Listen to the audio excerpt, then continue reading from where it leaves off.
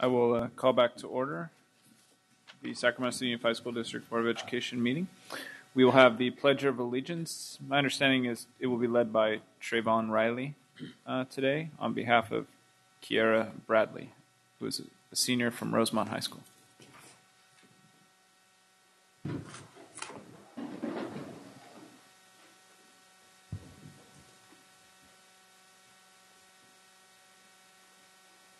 Over our hearts. Ready. Pledge allegiance to the flag of the United States of America and to the republic for which it stands, one nation, under God, indivisible, with liberty and justice for all. If you could just hold on.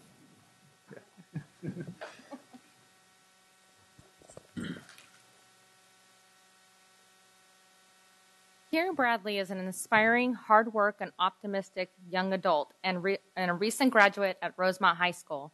She is the oldest of three, a sister who is 16 and will be a junior, as well as a brother who is 13 and will be in 8th grade next year.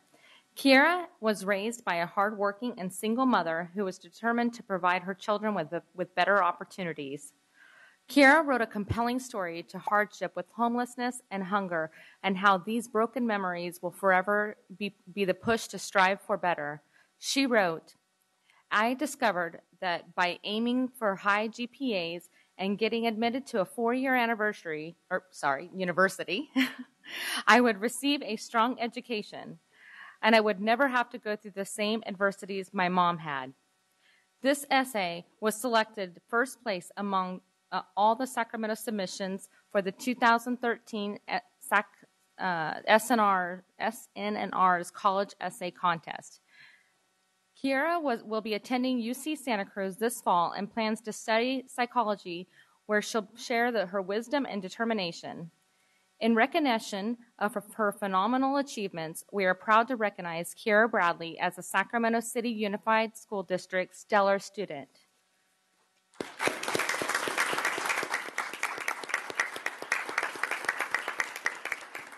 Accepting the award on her behalf, her mother, Trayvon Riley.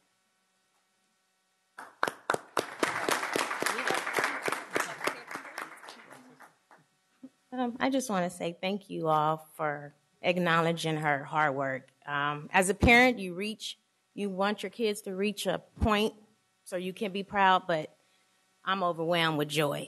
When I was her age, I was pregnant with her. So to see her do good and to go on and set the stage for her brother and her sister is amazing. So thank you all for recognizing her for her hard work. And I just adore Sacramento. So we're here to stay. Thank you. Yes.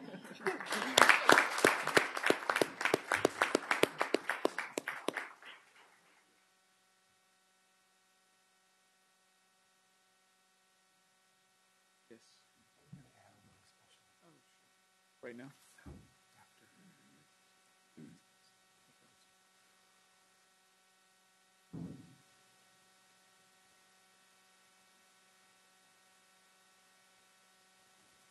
You doing the presentation?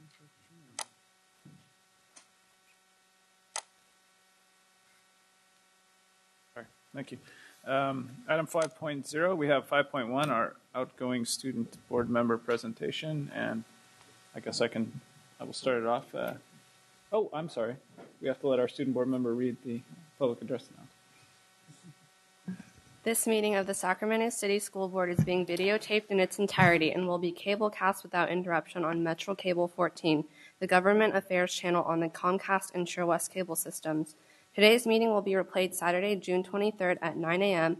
and Monday, June 24th at noon on Channel 14, and will be webcast at www.sacmetrocable.tv. Members of the audience wishing to address the board should fill out a speaker identification form located in the back of the community room and give it to the Chief Communications Officer, Mr. Ross, prior to the conclusion of the item's presentation. Please speak into the microphone when addressing the board and state your name for the record. Responses to questions by the public will be posted on the district website prior to the next board meeting. Please limit public comments during public comment to items not listed on the agenda. If you are found to be commenting on an item that is on the agenda, you will be asked to defer until your item comes up on the agenda. Please turn off all cell phones and place them on silent or vibrate. Thank you. So in regard to 5.1, the outgoing student board member presentation, in regard to Christina Yee's service over the last year, just first wanted to express what an honor it was to serve with you, and how amazing your service was over the last year. You know, every year, this will be my third student board member I've sat with, and every year I am more impressed by the quality of person that sits up here with us and the engagement in the debate. But a couple things have really struck me. First, you know, we've had an opportunity here lately to work on an issue I know that is dear to your heart and important to you. And just that kind of quiet confidence and that certitude that you bring. You bring a very understated eloquence to every issue you tackle, but especially the issue that we've had a chance to work on together in regard to the stoplight. It was just nice to have you in the room in those discussions. The way you carry yourself, you know, the kind of, I want to say moral, the morality you bring to the conversation, and the engagement you've had with us and as a board, and then with going back to your community and bringing issues that are important to students to this board. You've always been able to do that and do it very eloquently and do it with a confidence too. And I think, in a way, you're not someone who's gonna scream and shout and jump up and down to get attention, and that's a good thing. It's a very good thing. What you do and what you've always done when you're up here is you're gonna bring an authority and a context and an intelligence to the issues that you tackle and to the conversation that you engage in, and you've shown that over the last year, and it's been just a pleasure to kind of watch you grow over the last year and to see, you know, what you have done. And I know going down to UCLA and biology, and I know you have a hankering to get into some political science, but I'd stick with the biology thing.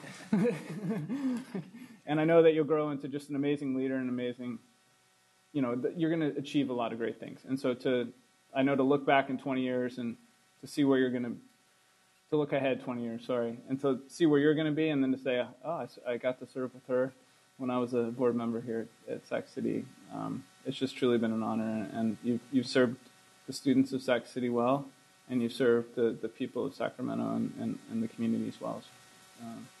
So we give you this amazingly nice red apple, and congratulations, and good luck with everything.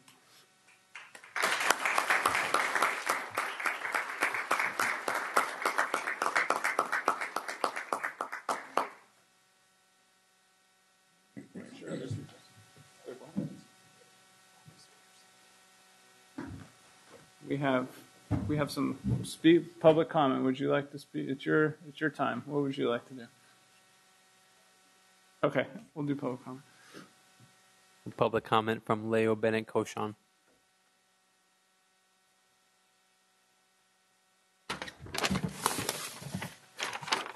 Yay. Thank you so much for everything that you have done, seconding what the president has said. I'm the song and dance. You're the quiet one. We need everybody on board. I deeply appreciate that you tied the board 4-4 on the issue that's dear to my heart in terms of closing schools. I encourage you to consider political science. I wish the board would listen to their student members. I've come to many meetings over the years. You certainly have been one of the most eloquent ones. And I think that the student voice needs to be heard, especially as we try for consensus. Moving forward as a 4-4 board is not the way to do it. And I think, again, hopefully as your generation moves into these positions of leadership, we're better able to accomplish what you have demonstrated, which is, as the president has said, calm, logical, consensus-oriented. So again, thank you very much for your presence on the board. I'm sorry that your motion, in terms of what the students wanted to do, wasn't able to put on the agenda. I'm sure that you will pass that baton on, because I'm looking forward to hearing us talk a little bit more about what the student body that you represent had brought to the board. Thank you again. Yay.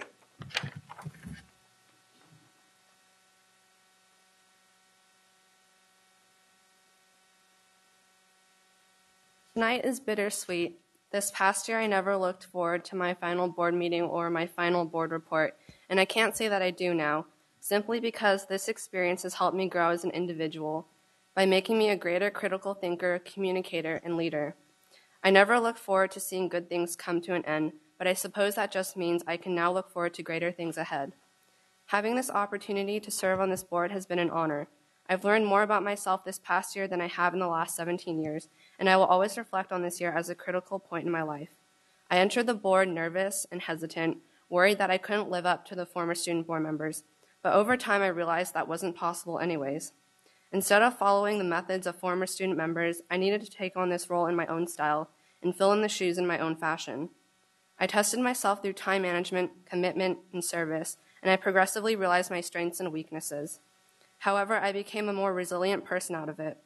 But besides my personal realizations, I learned more about the politics behind the school board, social emotional learning, sustainable facilities, California Ed Code, grants and bonds, school closure and transition, coherent governance, public hearings, and many other components that would be impossible to summarize into 5 minutes. Not only did I feel that I changed as a person or just as a student, but my dedication to this board showed me ways to better serve my community, and it was purely through the role models that sit along me on this dais. Board Member Hanson, you taught me to always look at the brighter side of things. During many meetings, we've heard a lot about what's going wrong in this district and what we should be doing. But you reminded me to keep looking at the positive things that come out of tough decisions.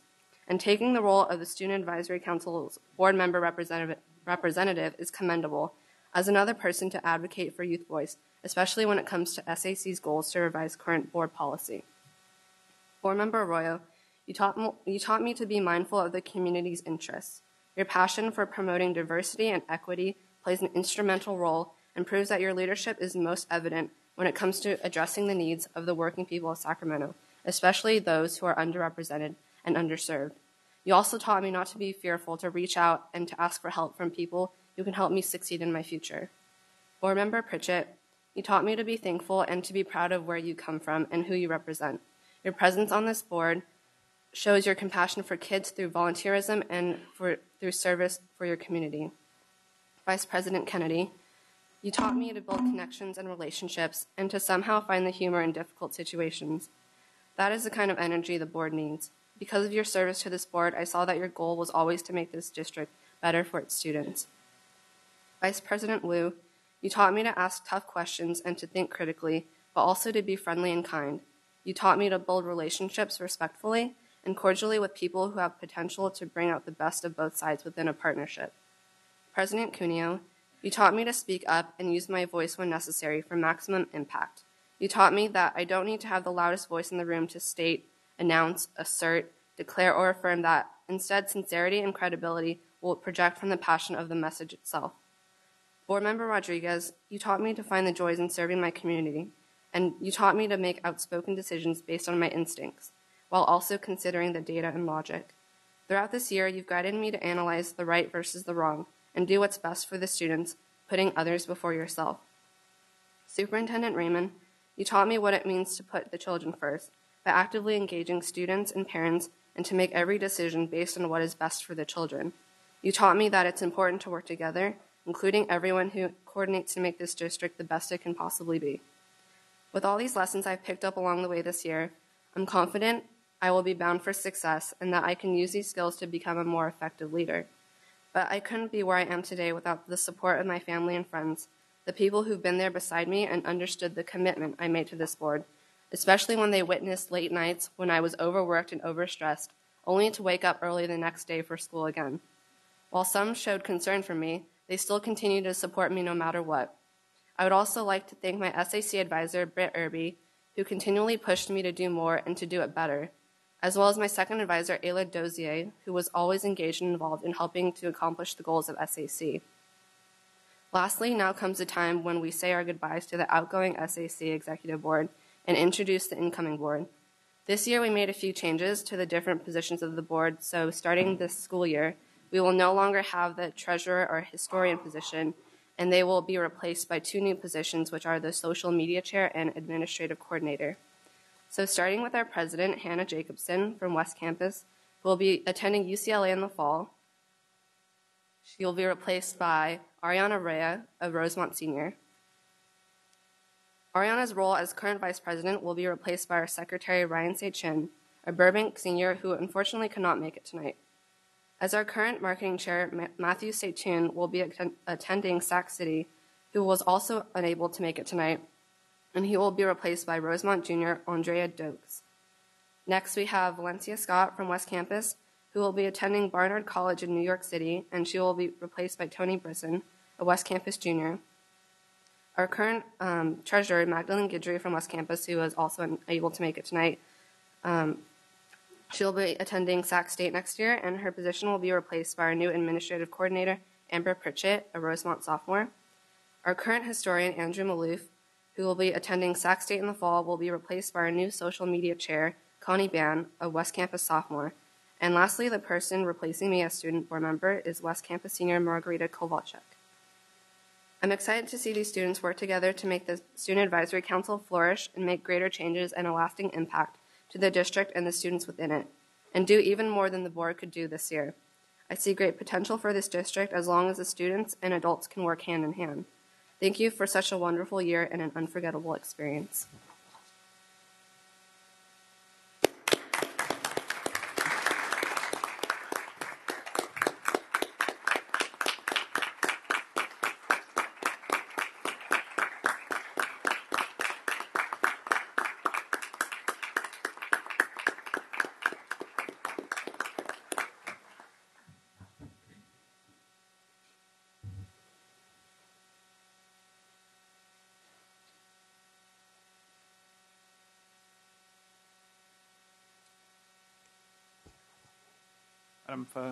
We now are on to item 5.2, recognition of retiring principals. Thank you, President Cuneo. I think the theme of bittersweet continues as we have a few more red apples to hand out tonight. And I think as I think about the list in front of me, I think as our student board representative said so well, I think I sort of hoped this day wouldn't come, but here we are. And tonight we have the pleasure of honoring 5 of our most outstanding principals who have given so much of their personal and professional lives, I mean literally their blood, sweat, and tears to our students, our families, and this school district. One can't state enough the importance of great leadership. And behind every great school is a great principal. It's principals who build these relationships that are forged, are strong. In many ways, they're unbreakable. And they find a way to sustain and propel our children and our adults to do sometimes the unthinkable and almost the impossible. The leaders that we are recognizing and honoring tonight have and will leave a lasting legacy in our community, and collectively they've served the children of this district for 111 years. They've pushed our children to achieve more than I know they have ever dreamed that they could achieve. And they've instilled in so many of our children a lifelong learning and a passion for learning that will continue to pay dividends to this community.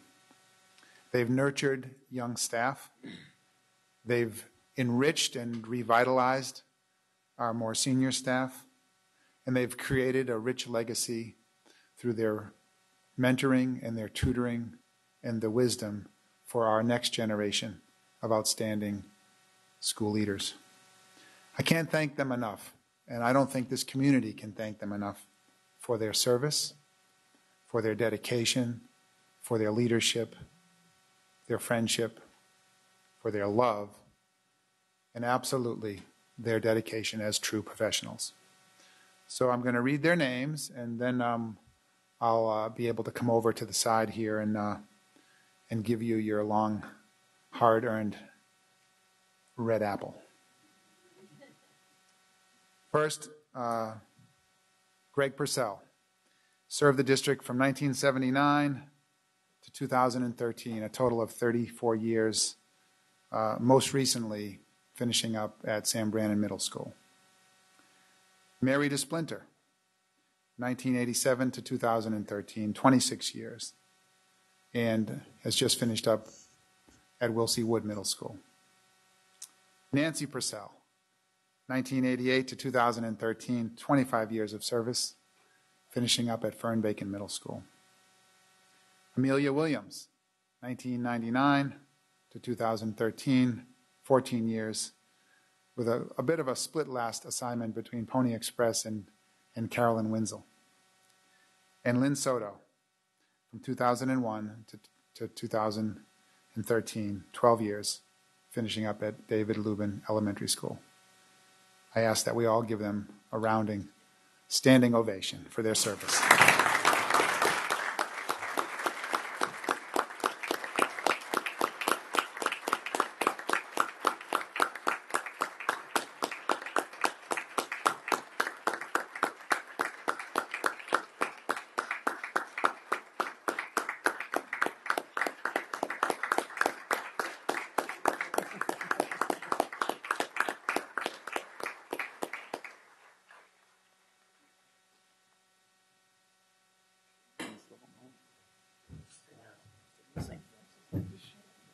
Thank you. Very nice to be recognized, board and superintendent. This will be the first time in 55 years that I won't be going to school the day after Labor Day.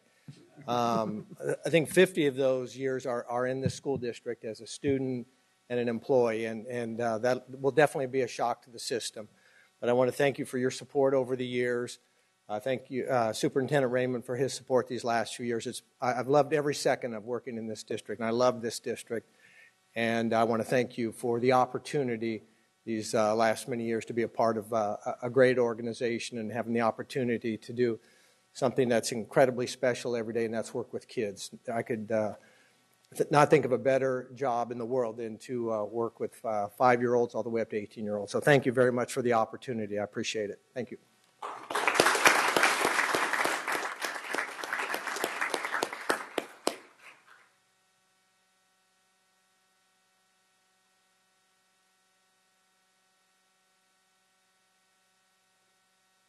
I'm a lady of few words, but I want to thank you for all your support, and I just want to say Sac City is a wonderful place. I'm very honored to spend these 26 years in this district and a couple years subbing before that. But we have wonderful students and great teachers and people who want to put students first, and that's what it's all about. So I want to thank you and say continue your support for our students.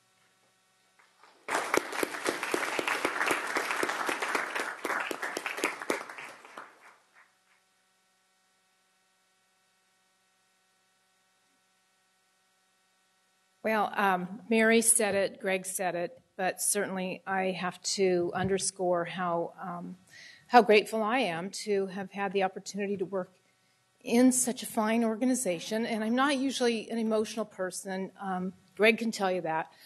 But, you know, it's an emotional connection that I have made with this district, the people that I see before me, certainly our superintendent, many people in this room. And most importantly, the kids at my school and the staff that I have had the honor to work with. When Jonathan kicked me out of here a few years ago, out of this building, and he said, please go to Fern Bacon, and I took that challenge on, and it was the very best decision that I've ever made in my professional career. And I appreciate that he had that confidence in me and gave me that opportunity to do work that really matters and with people that matter the most. The children in our communities and the staffs that work so hard to serve our Sacramento City Unified School District children. And so, again, from my heart, thank you so much for the opportunity, Superintendent Raymond. Thank you for believing in me and for the great support over 3 years. It's been an honor to work in this district, so thank you.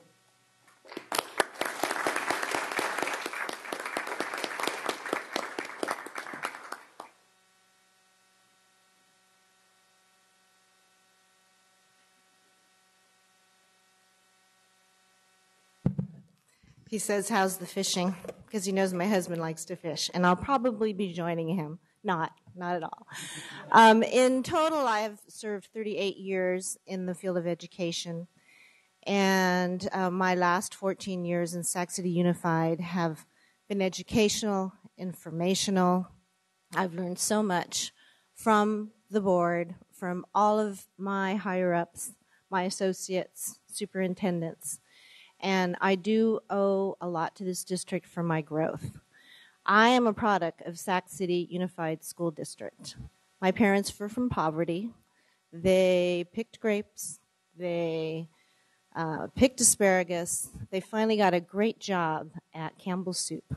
So my schools were Maple School, Harkness, John Morse, what used to be Gady, Rosa Parks, and wonderful class of 1969 Luther Burbank High School.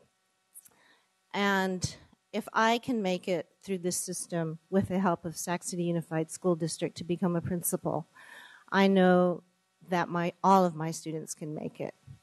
My dad, although he only finished 4th grade, used to tell me 5 really simple rules was respect, responsibility, don't fight, which I have turned into hands-free, behave, and the most important of all, learn, learn, learn. Education is the key to success. And I have taken that to all of my schools, and every Monday morning we stand as a school, we do our flag salute, and then we always say our rules, and the children know that most important rule of all. And as you know, I'm not like Mr. Purcell, who's loved every minute of it. The principal's job is a roller coaster job, and we often wonder, are we really making a difference in the lives of our children? Every morning I wake up and I say to myself, if I've made the difference for one student, then those sleepless nights and those working weekends have been worth it. And I surprised my 6th grade graduating class at Pony Express this year by going to their promotion. They didn't know I was there. Their speeches were wonderful. They actually mentioned their last principal, which would be me. And one student at the end of her speech said, remember the most important of all, learn, learn, learn. Education is the key to success. So in my heart, I knew that I had made a difference, at least in that one student's life. And the 38 years has been wonderful, and thank you. Thank you to Sac City Unified School District.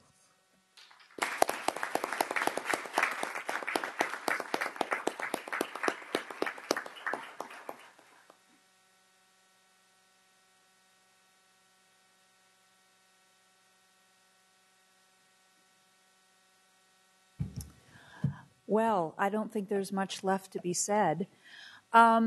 It's been an honor being in Sac City. I appreciated the opportunity. Came in 2000 and had never worked or attended school in this district, so it was kind of a long shot in terms of feeling like I had an opportunity to become a principal in the district, and was lucky enough to get hired on at Sac City. I've loved every minute of the 13 years that I've been here, and I agree with Amelia, it is a roller coaster, but I happen to like roller coasters, so I was good with that. Again, there's been so much support that I've been given over the years from a wide variety of people, too many that I can't name them tonight. But I have decided that after 13 years in the district, and my last day with students was on June 13th of 2013, I'm now going to leave and go buy a lottery ticket. So again, thank you so much for this wonderful opportunity. I bless all of you with your continued drive and focus on doing what's best for our students. Thank you very much.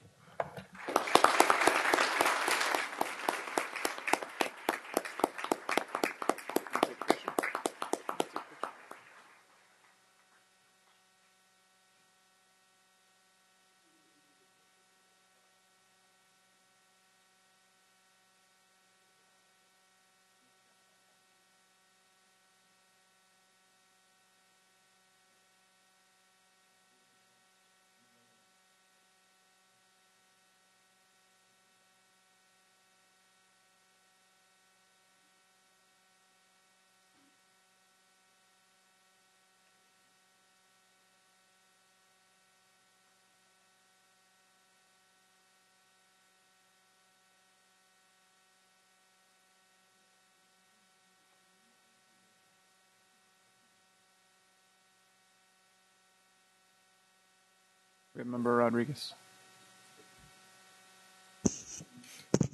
Thank you, President Cuneo. I couldn't let this opportunity pass now that we have Mr. Greg Purcell in the room. Last week I got Nancy. But Mr. Greg Purcell, I knew about you before I even came to this district as a board member. My dad used to speak so highly of you. He still does. So when he learned that I made, made it to the Board of Education, he was so excited. He said, "Look," he gave me two names, yours and David's, and he says, "Look for Greg Purcell." But of course, in his broken English, and I had to figure it out. I'm like, Greg who? Because I think you remember how he says your last name. So I just have to tell you how much I appreciate the generations of children that you have served with our district. Both of you. Not only as staff with the district, but as students as well.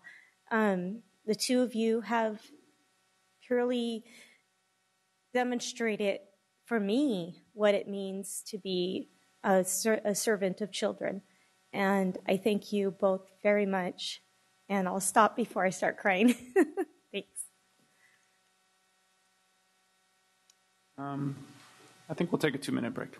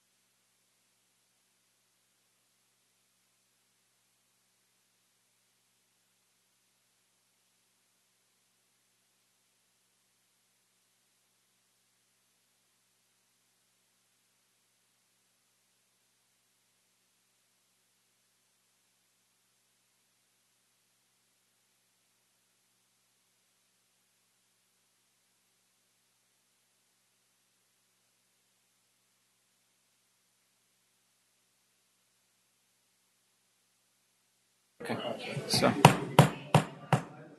where is Gabe? I'd like to try to call back to order. I believe we have a public comment on 5.2.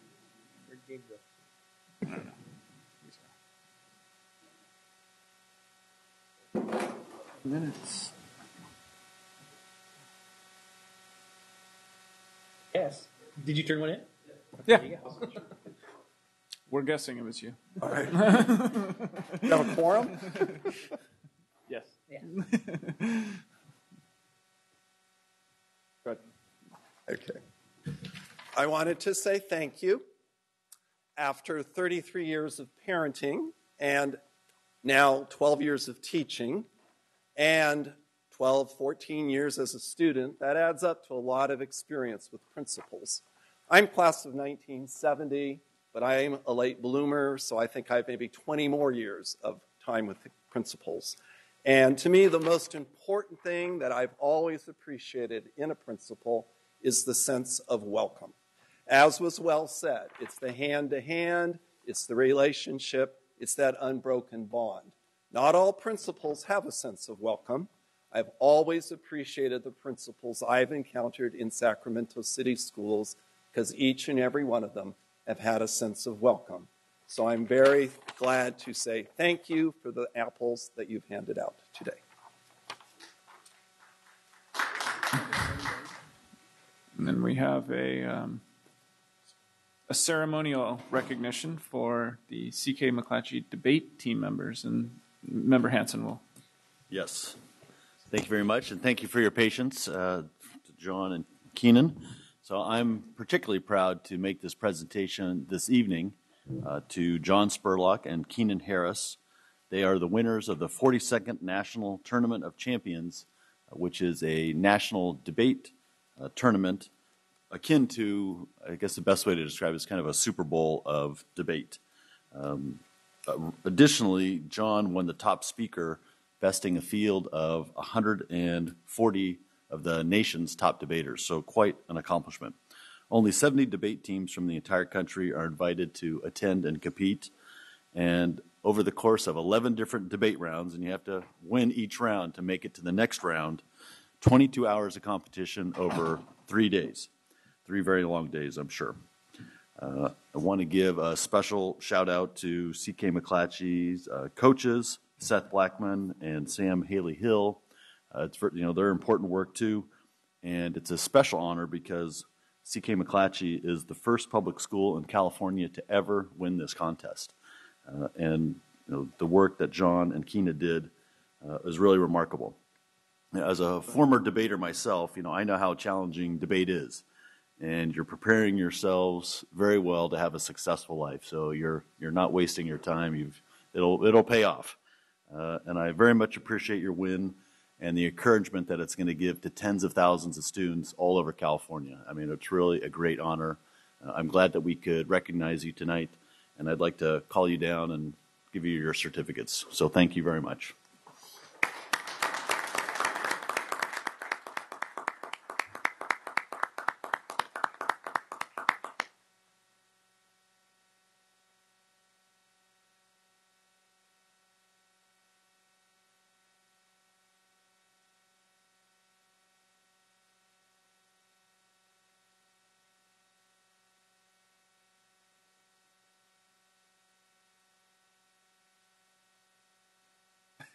Come on,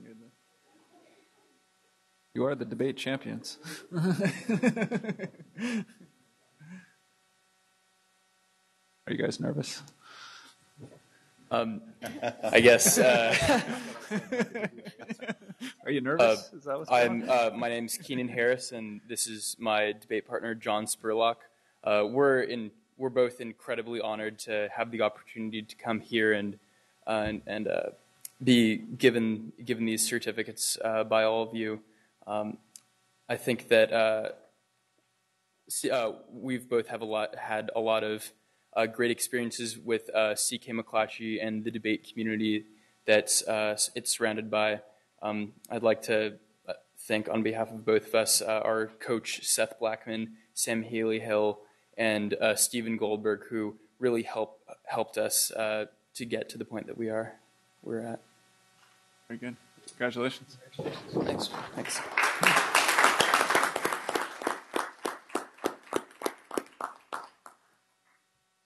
Item 6.0, announcement of action taken in closed session. We do have a public comment. So we'll let the public comment go first. Leo Bennett Koshan. My name's Leo Bennett Koshan. As I mentioned prior to the closed session, I'm hoping that you're taking a look at settling the lawsuit in an amiable manner that doesn't cost us money. There's many different options out there to allow us to do that. And I'm also hoping the district will follow the procedures that will respond to the 3 uniform complaints that I filed about the executive committee and the Brown Act in terms of noticing its meetings and letting the public observe that process. And in terms of access to the agenda, which is the board policy, and response back from the board specialist as well as the board itself in public. And then finally, it was a Title I state comp ed concern about the funding levels for the schools that are being closed. So I'm asking now as a question, hopefully I'll either hear from it directly or it'll be posted on the website. What is the status of those 3 complaints? Thank you. Superintendent Raymond.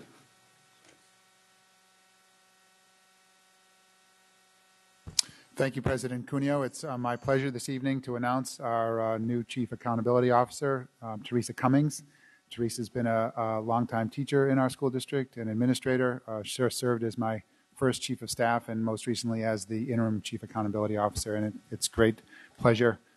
She's an incredibly hard worker and extremely knowledgeable and absolutely committed to the children and families and administrators and staff of this school district. So I would ask everyone to give Teresa a warm congratulations.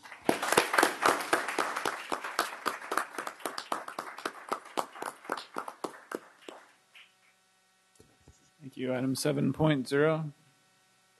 We have public comment. Well, I'll move to adopt the agenda. With, oh yes, we do. We have the following change on 10.1.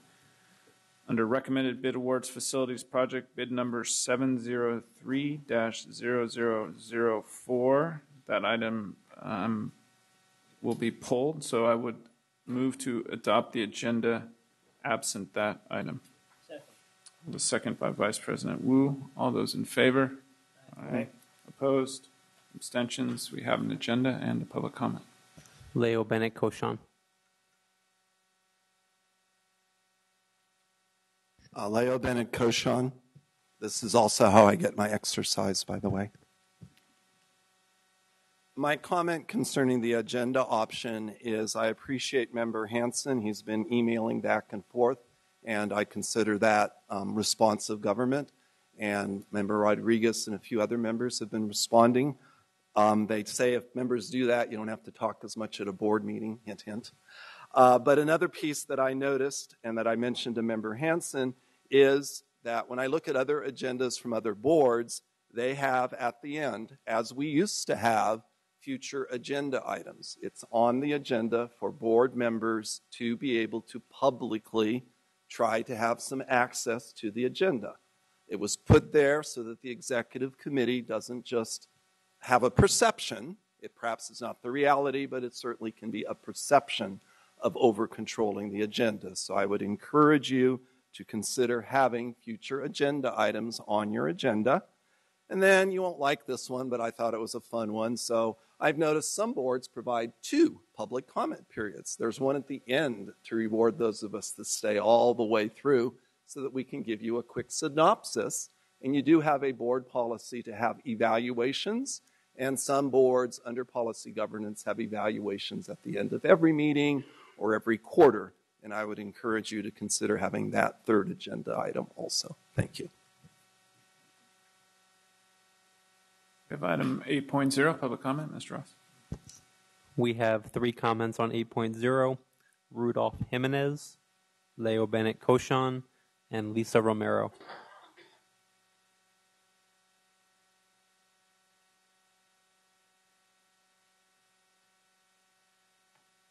Rudolph Jimenez. but used to indicate possibility or uncertainty. If condition, stipulation depends on too many variables, or used as a function word to indicate an alternative, and used as a function word to join one finite verb to another.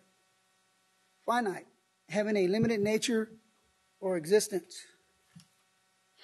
Limited, confined, within, limits, or restricted. You ask why use these little words. That brings me to the budget I heard last meeting we had here.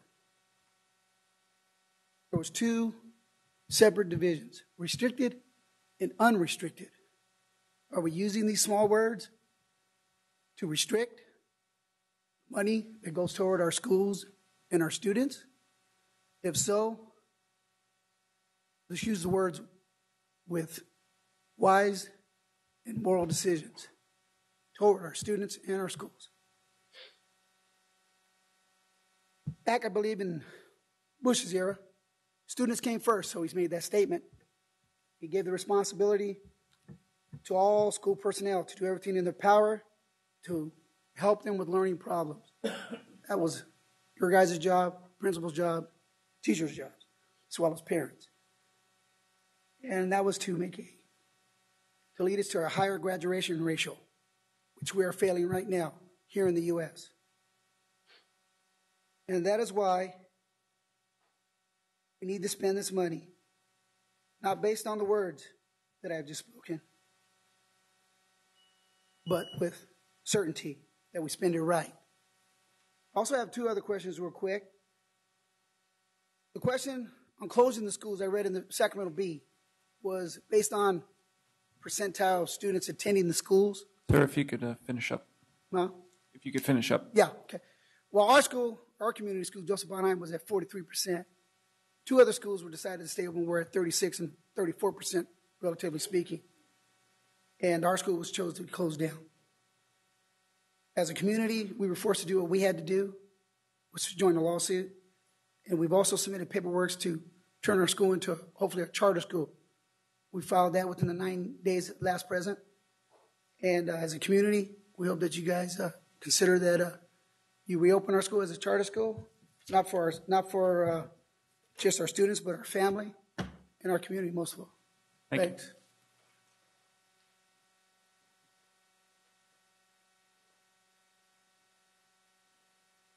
Have the projector, please.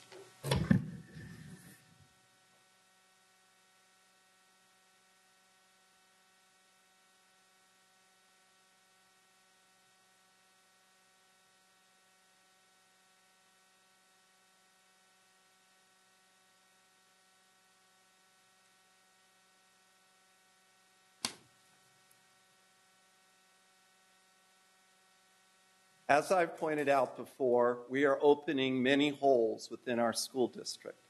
They're called educational deserts in the literature.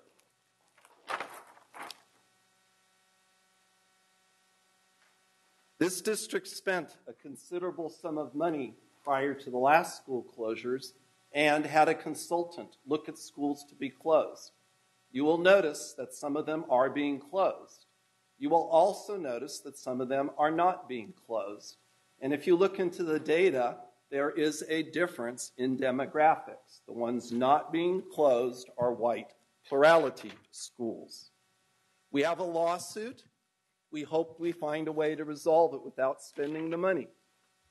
I have a second chance resolution endorsed by the DAC, brought in front of you, ask you to discuss having a moratorium so we can look at what's going on with the fluid budget stream.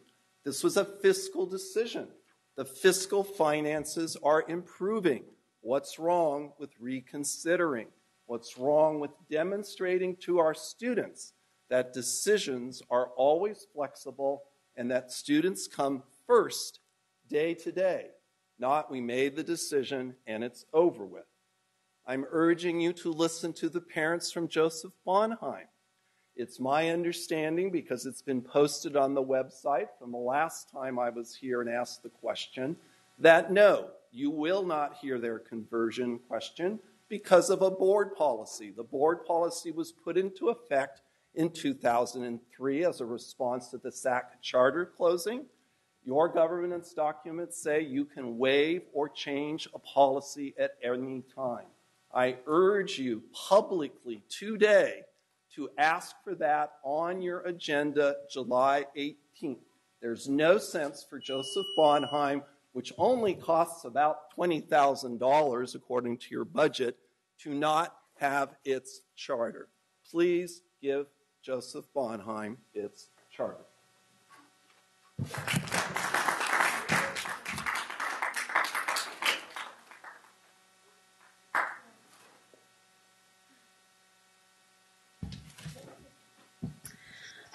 Good evening, board members and Jonathan Raymond, Superintendent. My name is Lisa Romero, and I'm proud to say I was the Vice President of Joseph Bonheim for the PTA. I'm here today again to ask about our charter. This is true. Let's talk about charters. There's different kinds of charters. They're run differently. There's independent ones. There's dependent ones. Schools that are empty and they become a conversion into a charter. And this is true. There is a length of time, and there's regulation, there's guidelines.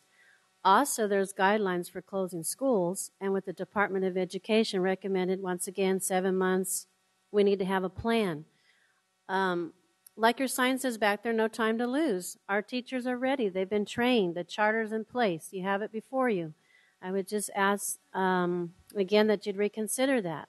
Think about what you're doing to all the children that are going to be transferring over to Peter Burnett or a Warren, and then finding out maybe next year this school will become a charter and then have to come all the way back. Chances are these children will not come back to Bonheim. Once they're settled in a new school, they'll probably stay there. And it does disrupt a lot of lives, as we've been talking about academics, their achievements. We want these kids to be on a smooth ride over is right. So I want to fight for this charter, and I want to ask for it to be open in the fall, because I know it can be done, and ask for your votes and to at least discuss it among yourselves. And as parents, we're fighting for our kids. We're the voices of our children. This is why we come here. I work all day. I come to these meetings, and I believe in what I'm fighting for, and that's why we're all here. And we need to be heard. We don't want to do lawsuits. We don't want to go these routes. We want to sit down with you and discuss possible charters. I think there should be a better plan for all schools, and they should be given some options way ahead of time if they're going to even be closed. A lot of schools didn't get a chance to do a charter, so we've got to think about these children. And the after-school programs, if I may finish, there's special funding that needs to come in. The after-school programs need to reapply. This takes time. There's only certain cycles in the year where they will get approved. So what will happen to all those children that don't get in? Thank you. Thank you. We have 9.0, public hearing. I will gavel the public hearing. 9.1, academic office, continuous improvement of special education services, 2013-2014 annual service plan and annual budget plan. It is an action item with a 20-minute presentation and 10-minute discussion. Dr. Olivine Roberts and Becky Bryant.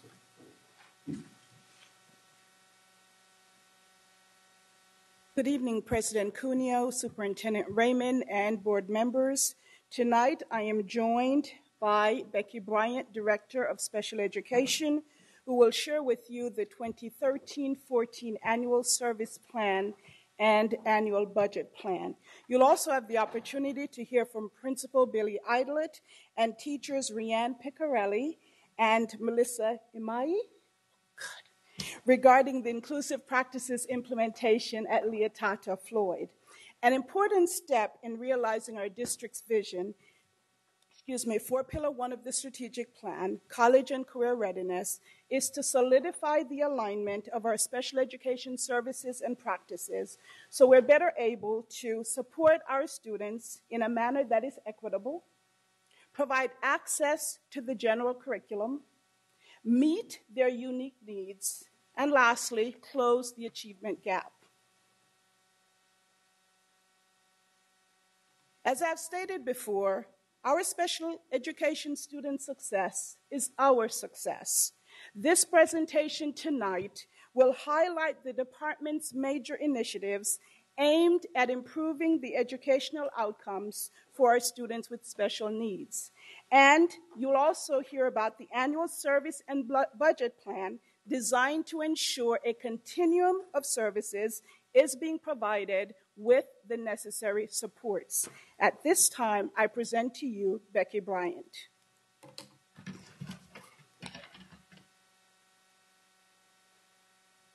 President Cuneo, Superintendent Raymond, and board members.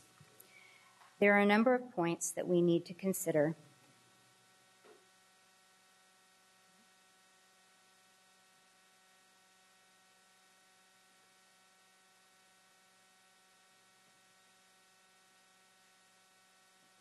There are a number of points we need to consider about our student achievement specific to our students with disabilities.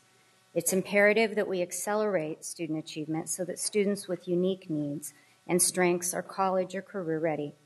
Our students with disabilities must also have specialized instruction and be provided additional instructional strategies and accommodations that assist them to access and progress through the Common Core standards with their grade level peers.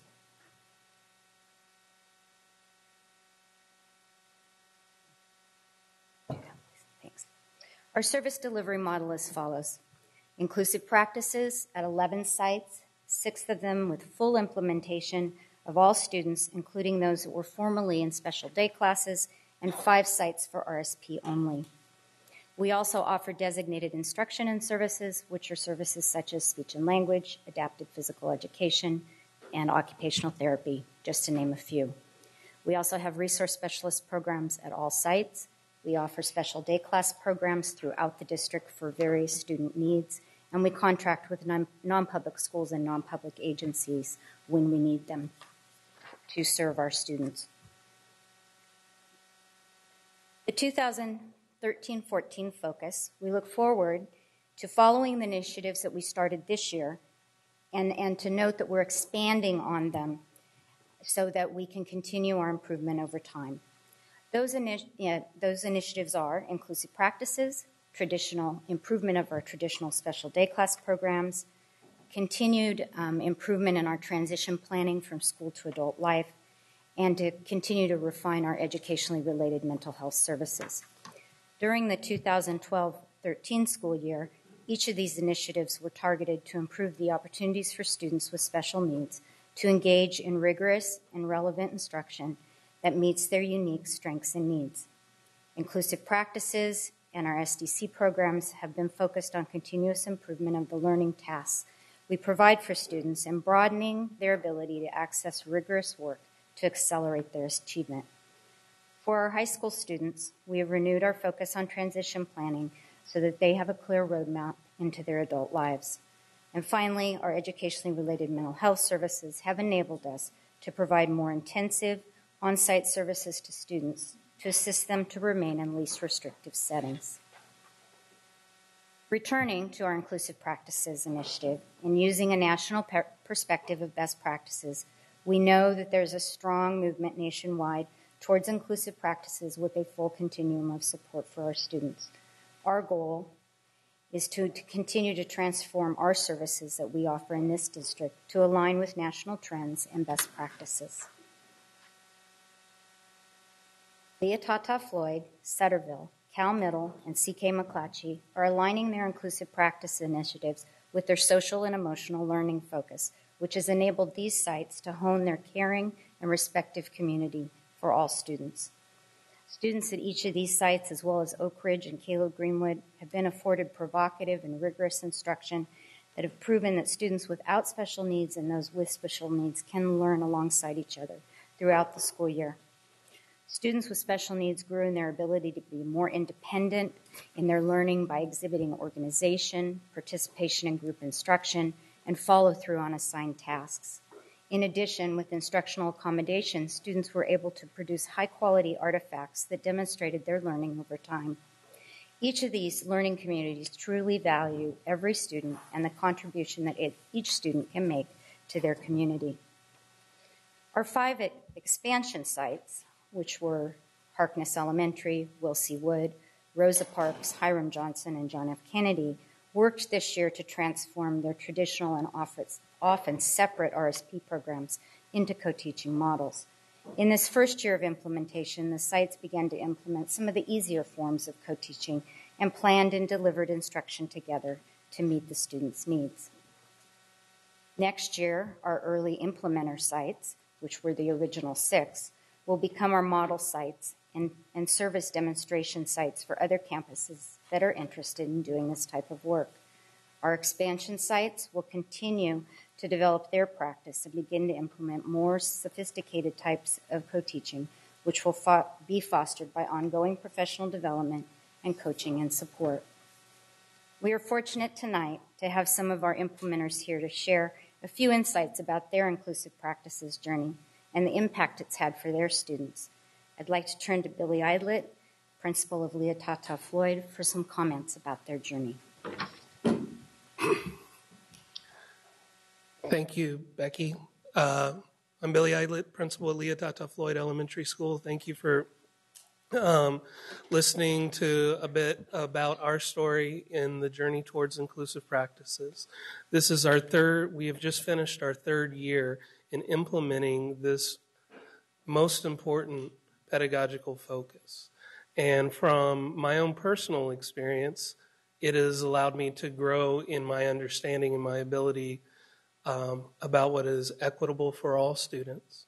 And even more importantly, to see the power that committed adults who work close in collaboration can do not only for students who have specific learning disabilities, but for all students in creating a supportive and collaborative school culture.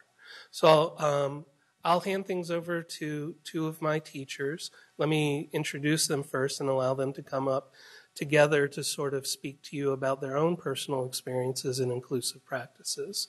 What's important for you to know is that they share collaborative practice and responsibility for the students, not only who have learning disabilities, but for all of the students in their co-teaching situation.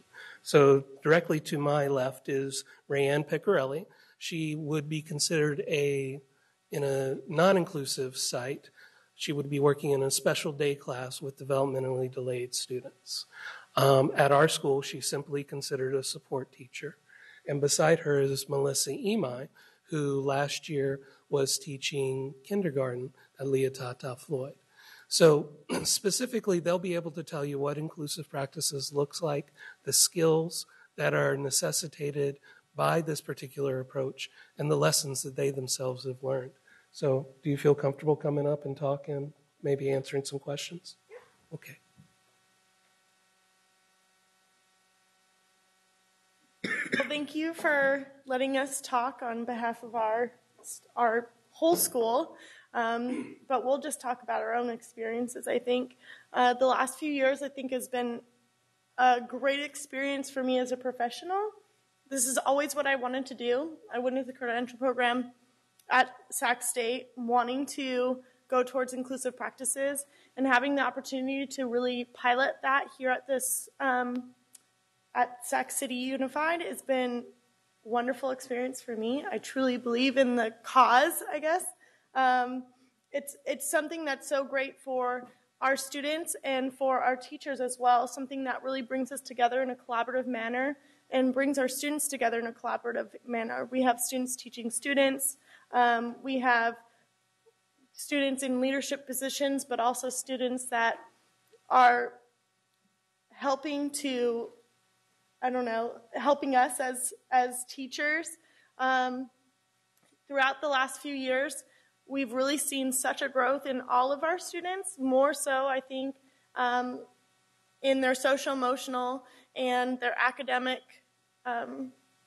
quality of work. They've really shined through this program. It seems to really help them in all areas, not just academic, but like I said, in social emotional. So, how is an inclusive practices school?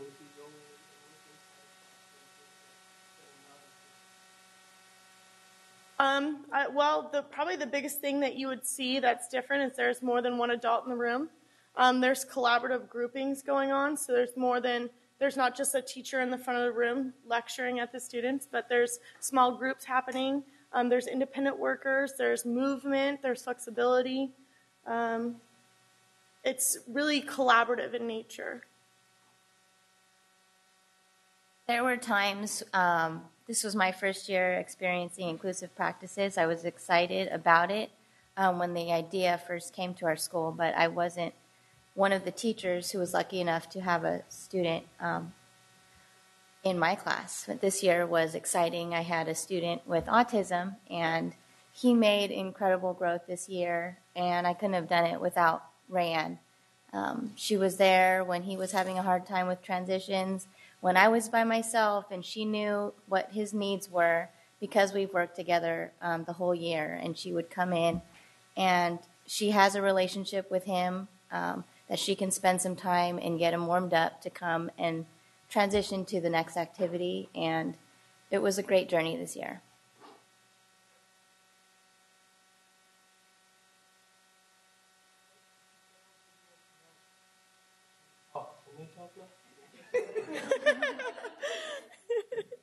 There'll be time at the end. Oh, okay.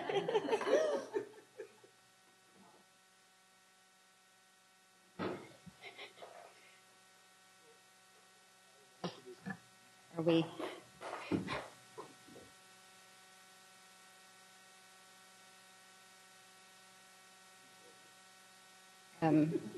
No, not quite done.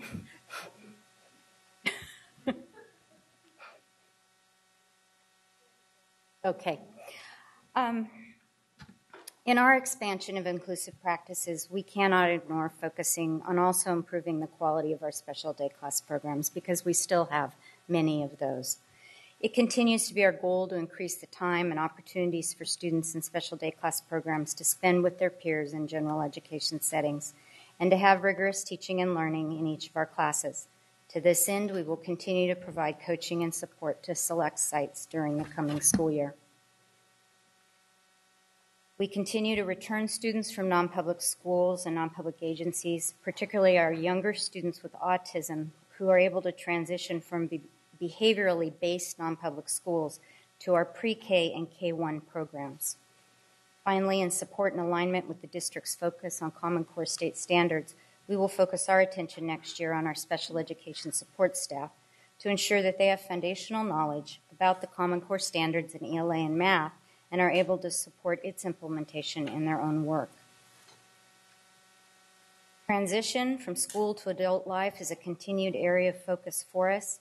Transition planning begins by the age of 16 and includes the student's family to collaboratively develop a clear roadmap of steps to take to prepare for life after high school. Next year, we will implement a structured assessment process and provide additional professional development to our secondary teachers on the development, implementation, and monitoring of a high-quality transition plan. In 2012-13 was our first year of implementation for our educationally related mental health services after AB 3632 was determined to be inoperative and the responsibility for these types of services shifted to each district or SELPA.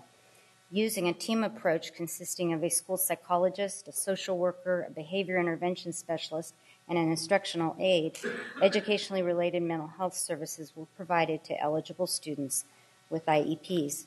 During the year, we provided assessment, one-to-one and small group counseling, and case management, behavioral intervention services for eligible students as part of their IEP. The need for these services are great, and we plan to expand and restructure our service teams for the fall. We've come to value measuring the effectiveness of our initiatives through multiple perspectives, utilizing various measures, and objectively reflecting on our opportunities for further growth. We continue to work to systematize our measures of effectiveness protocol to include classroom observations, examination of student work, analysis of proficiency and growth measures, and gathering feedback from principals, teachers, and students. Year-end analysis of the data is currently taking place. Behavioral engagement data and student work samples at our inclusive practices sites reveal students making progress through the year in organization, engagement to task, and participation in large and small group settings. Student work reflected tasks that were process-oriented and expanded over time, such as a multi-step writing piece. Overall growth was noted in students' abilities to edit and refine their writing to include relevant details to their topic or defense of their opinion. A review of a sampling of teacher lesson plans and subsequent student work across the district in our SDC programs revealed a stronger focus on content standards, with some classes showing clear movement towards implementation of Common Core standards. Next year, the department will further refine its data collection practices in these programs to follow select students over time, utilizing behavior and engagement data, IEP goals and objectives, and examination of student work to determine student progress relative to the rigor of the instruction. We measure the effectiveness of returning our students from non-public schools by analyzing the programs that we're able to return them to and the level of support that students need for the transition to be effective. Our transition plans are evaluated for quality in terms of plan development, implementation, and monitoring. 96% of our students have transition plans in place by their 16th birthday. The workability program providing career awareness, employment, exploration, training, and post-secondary support served 369 middle school students and over 1,100 high school students, surpassing the targets set by the state for our district. 140 students were served in our transition partnership program in collaboration with the Department of Rehabilitation. 99 students qualified and received ongoing one-to-one counseling, case management, or behavioral supports services from our educationally related mental health teams. 31 additional students received intensive behavioral supports. Finally, the goals and objectives in a student's IEP are always a focus area for us to track achievement and skills growth over time. Moving forward, we are going to continue our focus for continuous improvement of all of our special education services. We're going to provide professional development opportunities to teachers on a monthly basis that focus on instruction and implementation of quality IEPs. We're going to provide professional learning and collaborative networks for special education support staff that's focused on the Common Core standards. We're going to continue to return students from non-public school and, of course, continue our proactive outreach to our parents. Now, to give you a brief but some comprehensive information in preparation for your public hearing, I return to the annual budget plan. This slide reflects the amount of total revenue from state, federal, and local sources, as well as other grants and entitlements we receive into the SELPA in the district. Please note that the $27 plus million figure on the slide includes the district's contribution of general funds in the amount of $24.3 million, which the district contributes to the implementation of the program. During the 13-14 school year, we anticipate almost $71 million in revenue to provide a full continuum of services. Our projected expenditures are also almost $71 million and are in line with our revenue. We report our expenditures in the general categories listed on the slide. This represents the 2013-14 budget plan for the SELPA. The annual service plan illustrates that we provide a comprehensive continuum of services throughout our district. To orient ourselves to the services listed, schools are listed, followed by a number or numbers which represent the type of service that's provided at the site. The codes numbered 330 and 415 stand for RSP and speech and language respectively. These services are offered at every school. As an example, John Sloat offers both RSP and speech and language, as well as service code 450, which is occupational therapy. This slide represents the written descriptions of each of the services that we provide. It lists a sampling of the common services that we have at many of our sites. For example, Code 330, as I described before, illustrates specialized academic instruction, and the detailed description is listed on the slide. You have a complete listing of all the services that we provide in your board packet. This slide and the previous 3 slides make up our 2013-14 annual service and budget plan.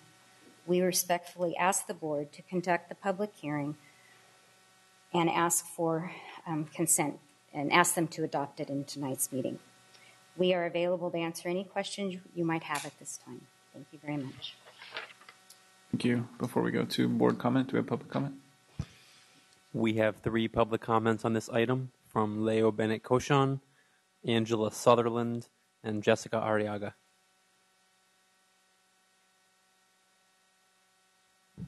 My name's Leo Bennett Koshan. I would like to point out that your policy states that without taking action, you can briefly respond to statements made or questions posed by the public. So I hope that at a public hearing, there is some interaction with the public. We appreciate your active listening, but I would like to see some active talking. Thank you. I've always had a concern when, I'll just hold it up, materials are handed out at the meeting.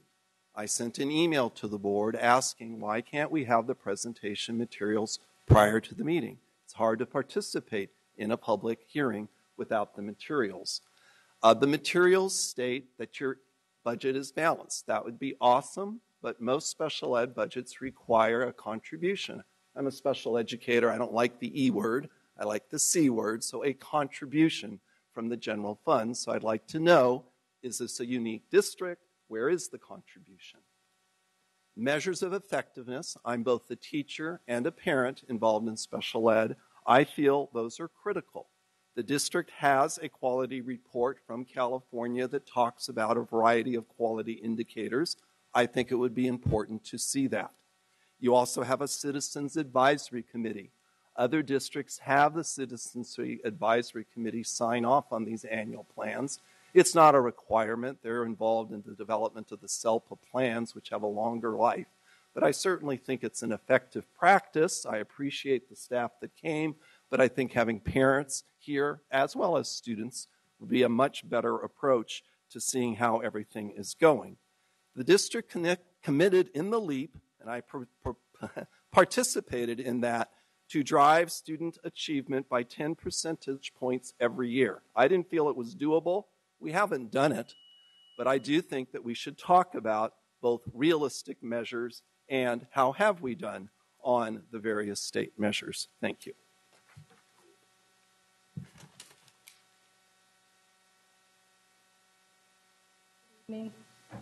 I'm Angie Sutherland, and I have a daughter at Hubert Bancroft Elementary.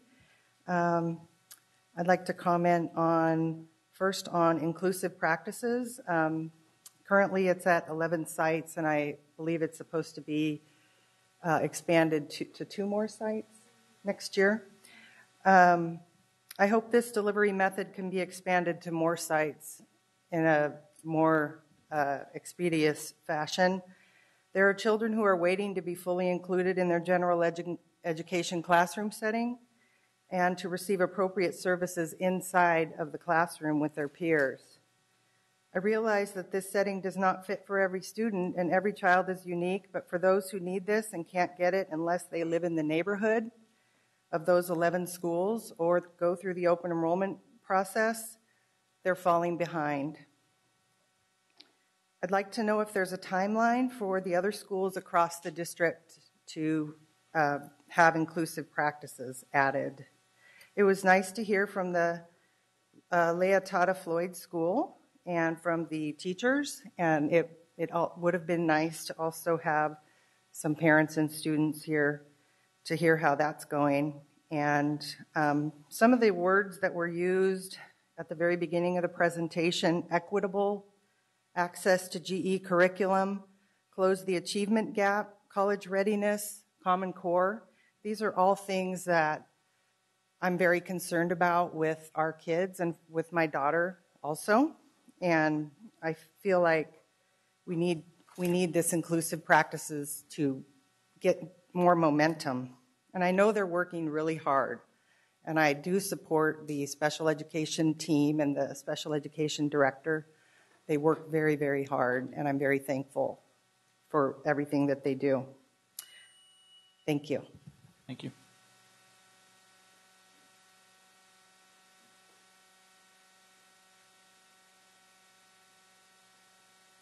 Hi, my name is Jessica Arriaga, and I have two children attending Joseph Bonheim. Just listening to the presentation, it almost made me feel jealous that my kids didn't get to participate in such a program. And feeling that makes me almost disheartened that not every child is having the same and equal opportunities to get some of the programs that are available within the district. And there was a lot of talk about transition and making it easier for children to transition into different steps. And it just made me think about all the children that are affected by the school closures that are transitioning to new schools, losing teachers and principals.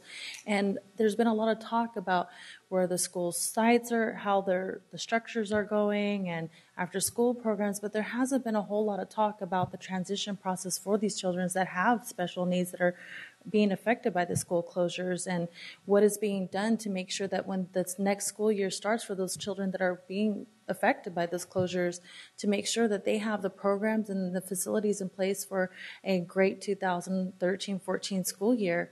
That really concerns me. It almost makes me feel like our children that are in these neighborhoods are being neglected, and I don't think that the school board wants us to feel that way, so I just wanted to bring it to your attention. Thank you. We have Vice President Kennedy. Thank you. Thank you. I have a couple of questions and then a comment, a brief comment. First of all, Becky, I think you said that about $23 million of that $27 million is coming from general fund. Is that correct?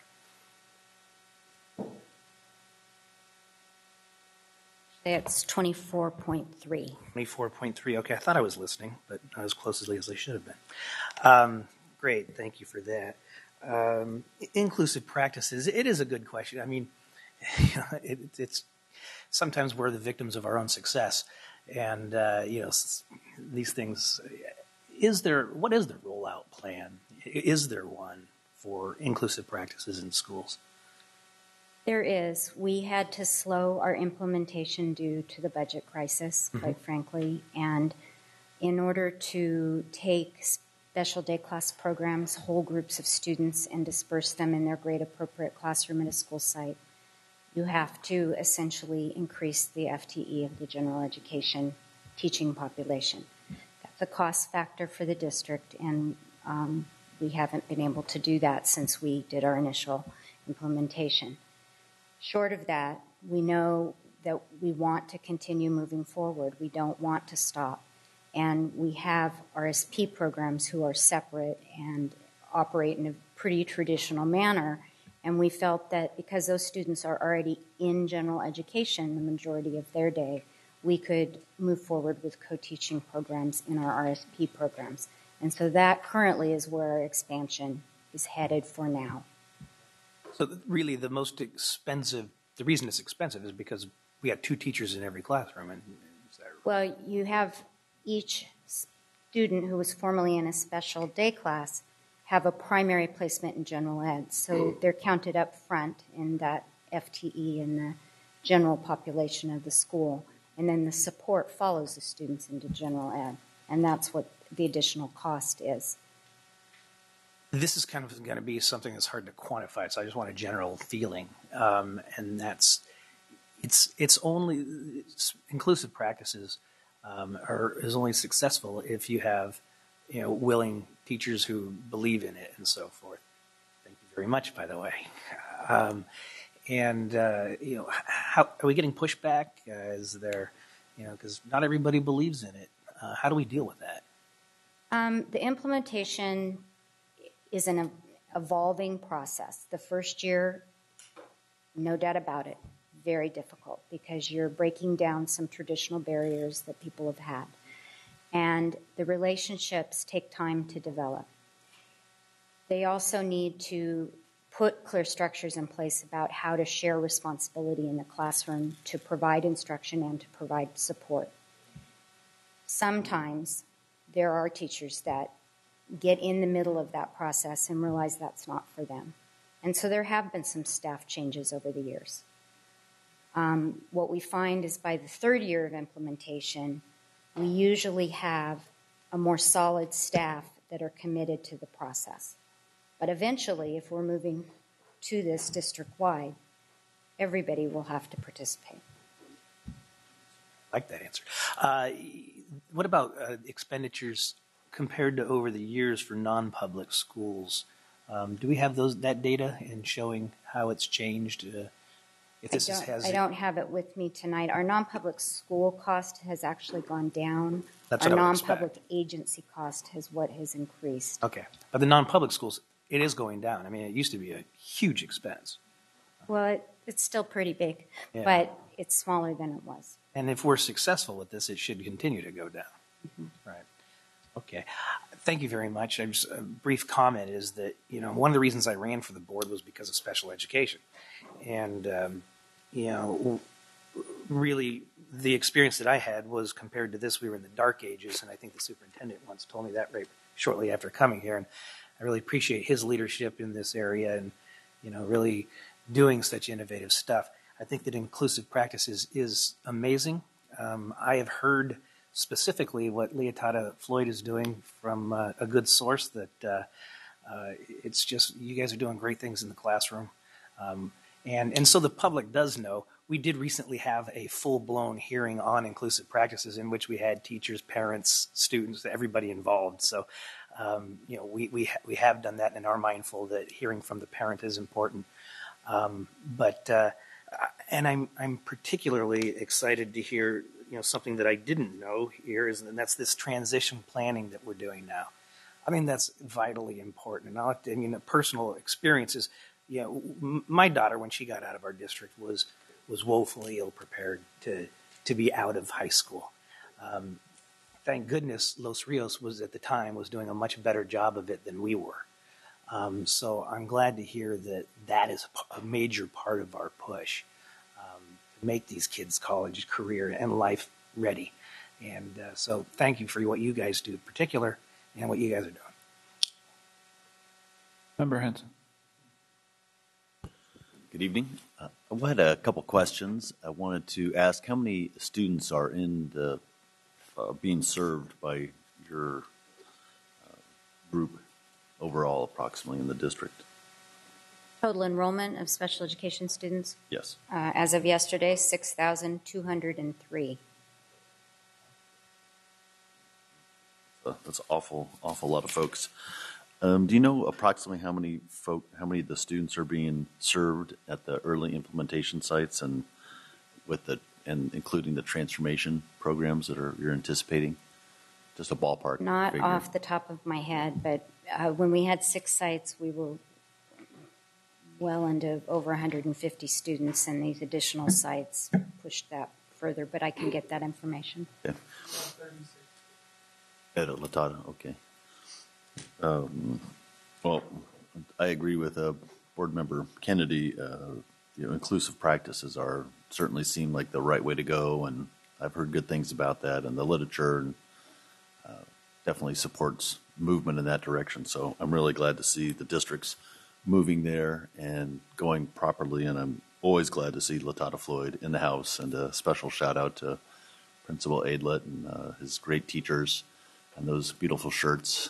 I like those too. So I'll look forward to hearing more about the program, and just thank you for your work on that. And it's great that we've got some roadmaps that we can follow to do this in other schools. I know that's really critical. You can't just roll it out all at once and hope that it'll be successful. And it's hard when parents see something successful in one school. Of course, they want it in all the schools right away.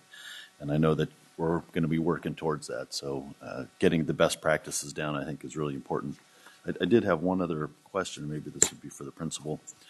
When you're looking at the measures of effectiveness, can you tell me a little bit more about that and what you look for and how you make that assessment? Well, I think if you're looking for measures of effectiveness, there's 2 lenses through which you could view that concept. One would be the change that actually occurs with what the students are learning, their work and their experience. And then another can be with what the adults are doing and their experience and the changes that are happening there. So one could think that, for example, at our school, our first year, we still had self-contained classrooms. The students and the teachers were practicing with co-teaching and the instructional strategies, the working together and the collaborative instructional techniques that Becky was describing, but the kids still sat in separate classrooms, and their teacher was Miss Barrett. She had a class of 12 developmentally delayed kids. After our first year, we decided to go full force into inclusive practices. So all of the students who live in our neighborhood and some students who don't live in our neighborhood had seats within the general education classrooms. So what that means is Miss Barrett would follow into the classrooms of her students and provide in-class support and articulation and collaboration with the classroom teacher. And that was a challenge. But when you have the adults participating in inclusive practices, the students from a wide variety of backgrounds and disabilities having actual seats in the general education classrooms, that could be one measure of accountability and success. Then, of course, the other piece is what the students are doing, measuring and looking at their not only individual academic growth, but their academic growth in comparison and contrast with now their peers, because they truly are part of a school-wide community rather than sort of an isolated community, which is the traditional way. So you can look at any kinds of student work and student data, test scores and whatnot. Anything else? You guys know more than I do. Can you come up to the mic? We in terms of student or academic goals or whatever, we look at the whole student. So we look at, writing, reading, math, all of that, but we don't just look at how they're compared to their peers, but also the growth that they made. That's important because not all students, especially students that have more severe disabilities, are making the same growth as their peers. Go ahead, sorry. Well, no, they'll make the same growth as their peers, but they might have different ability levels. Right. But what's important to know is in a traditional IEP setting, so when you have a meeting and you set these goals for a kid who has a designated learning disability, it's usually a program specialist and their special day class teacher and their parent in the meeting. Through inclusive practices, you'll oftentimes not only have the co-teacher, but you'll have an instructional aide, you'll have another teacher that provides a different kind of support. So it allows for more shared accountability of the adults for that child. And if we truly want to put children first, if we truly want to be equitable, all kids means all kids. And this is the most honorable way to put into practice that tenet that we all should be holding on to. Great, thank you. Member Rodriguez. Thank you, President Cunha. Just like a question about the cost in this all-inclusive practices. Is it costing us more to run the program or about the same or less? There is a cost to it because of the seats in the general ed program.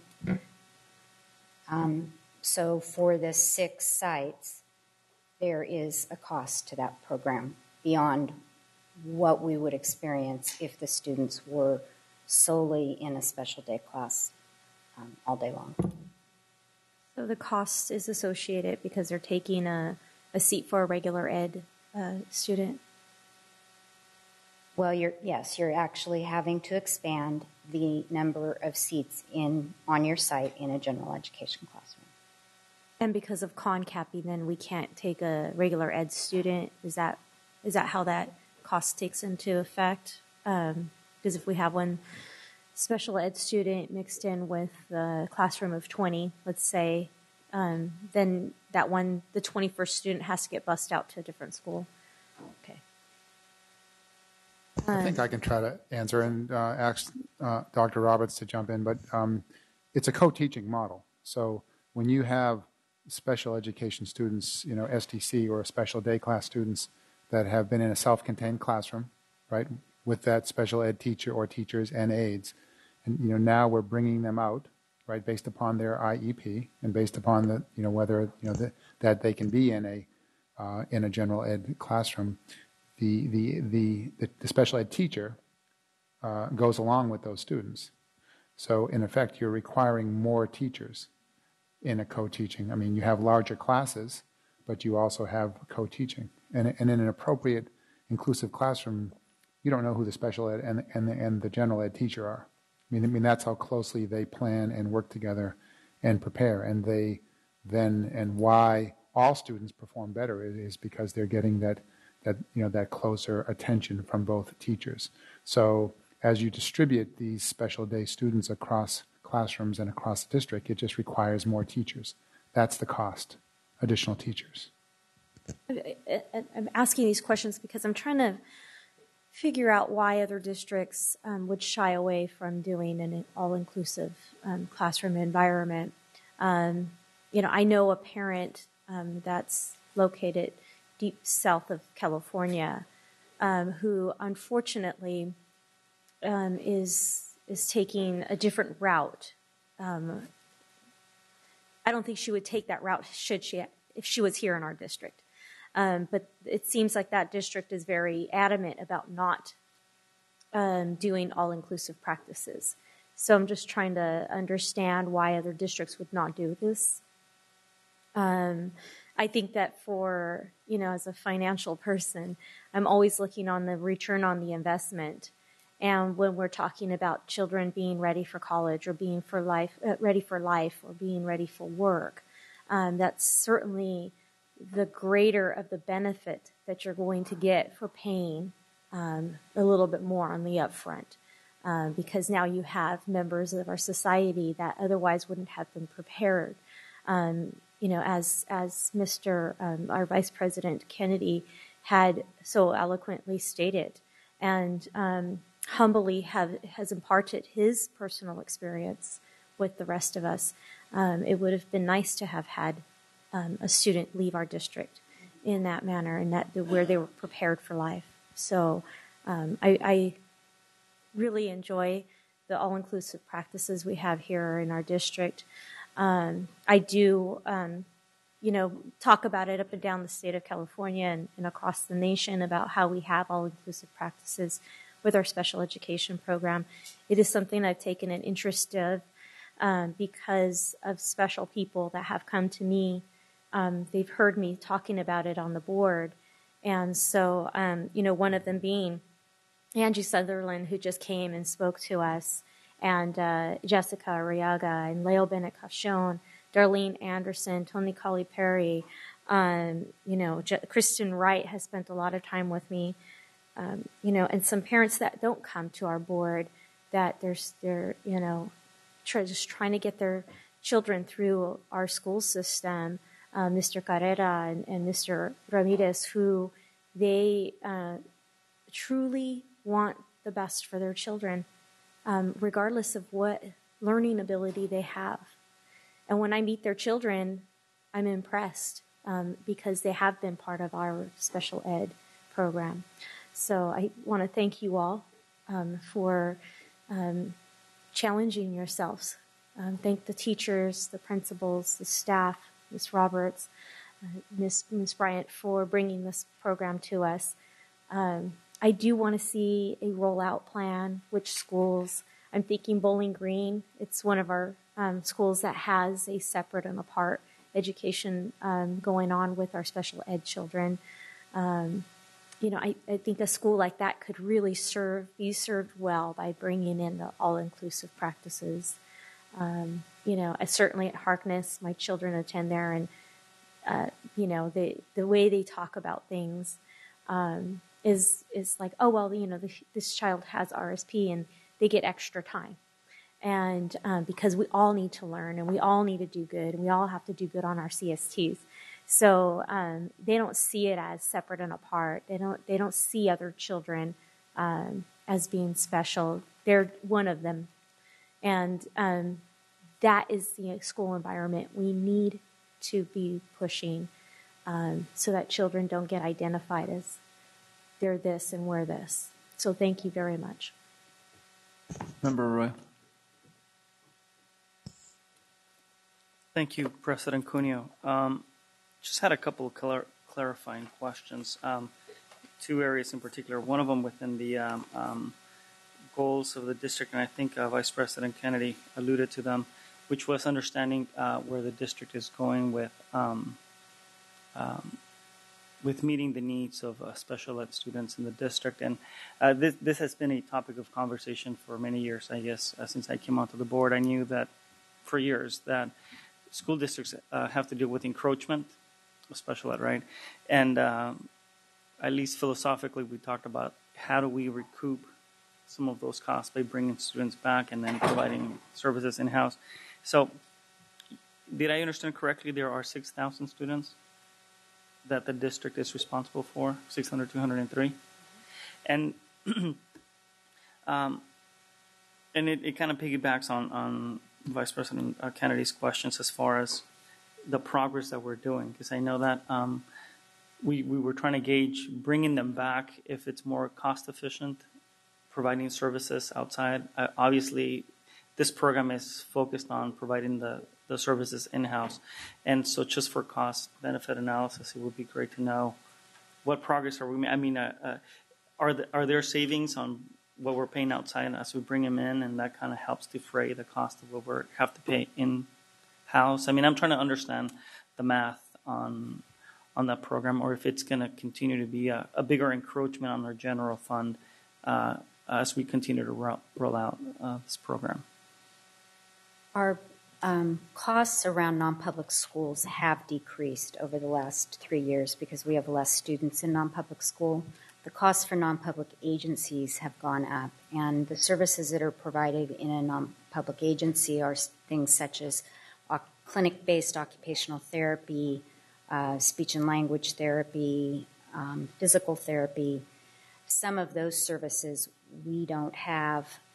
The need is so great that we can't meet the capacity needs that we have, and we have to contract out because there's a shortage of speech pathologists in the area, and when the caseloads get high, then we have to bring a non-public agency in to support that. So in actuality, if you're only looking at the non-public school costs, those have gone down. So if we are looking at practically down the line in the future, I mean, what is realistically the lay of the land for the district? I mean, we continue to say, it's great to envision a day where we are providing all the services, but let's say 2, 3, 5 years from now, what does the picture look like? I mean, we continue to have just marginal gains on bringing students back. Are we really going to reduce that 6,000 hopefully to half? I mean, I just kind of want to get an idea of what kind of path are we on in terms of our goal in dealing and providing these services. I can respond a little bit, and then Dr. Roberts. We, again, with a $24 million number of encroachment, if you think about it, if we are reducing our non-public school placements, again, I think you've heard the agency costs are increasing, but if we save $2 or $3 million because of some services, and I would say the John Morse Therapeutic Center is doing tremendous work and is helping to contribute to that reduction. We still have a massive encroachment because the federal and the state government is not adequately funding special education. Here in this district, we're also fortunate to have the Mind Institute so close to us, one of the leading research institutions in the world for autism and auditory disabilities. However, with that, a lot of families come to Sacramento, and they come to this district to be close to the Mind Institute, and therefore enroll their students in our school district. We have a lot of children with autism that we're serving very well in our inclusive practice classrooms. I think you'll see with the rollout plan that as the budget picture brightens, and I don't know that we'll ever get rid of the encroachment until the state and the federal government starts to pay adequately for serving children with special needs and disabilities. However, that said, as our budget picture brightens, we will have more resources to start to add the kind of co-teaching models that we've been able to experience. And I think the data showed in our full presentation on inclusive practices that the classrooms where the co-teaching is occurring are seeing, I mean, we're seeing extraordinary gains for our special education students. That's number one, but we're seeing gains overall in classrooms that are in part of the co-teaching model. Again, we shared that data when we were here in the fall. And that's just the academic data, not even the social and emotional and the behavior data, which is also dramatically improving. So I think the questions are, I don't see us really having reducing our special education population. In fact, it's increasing again because of the Mind Institute. The question is are our practices evolving?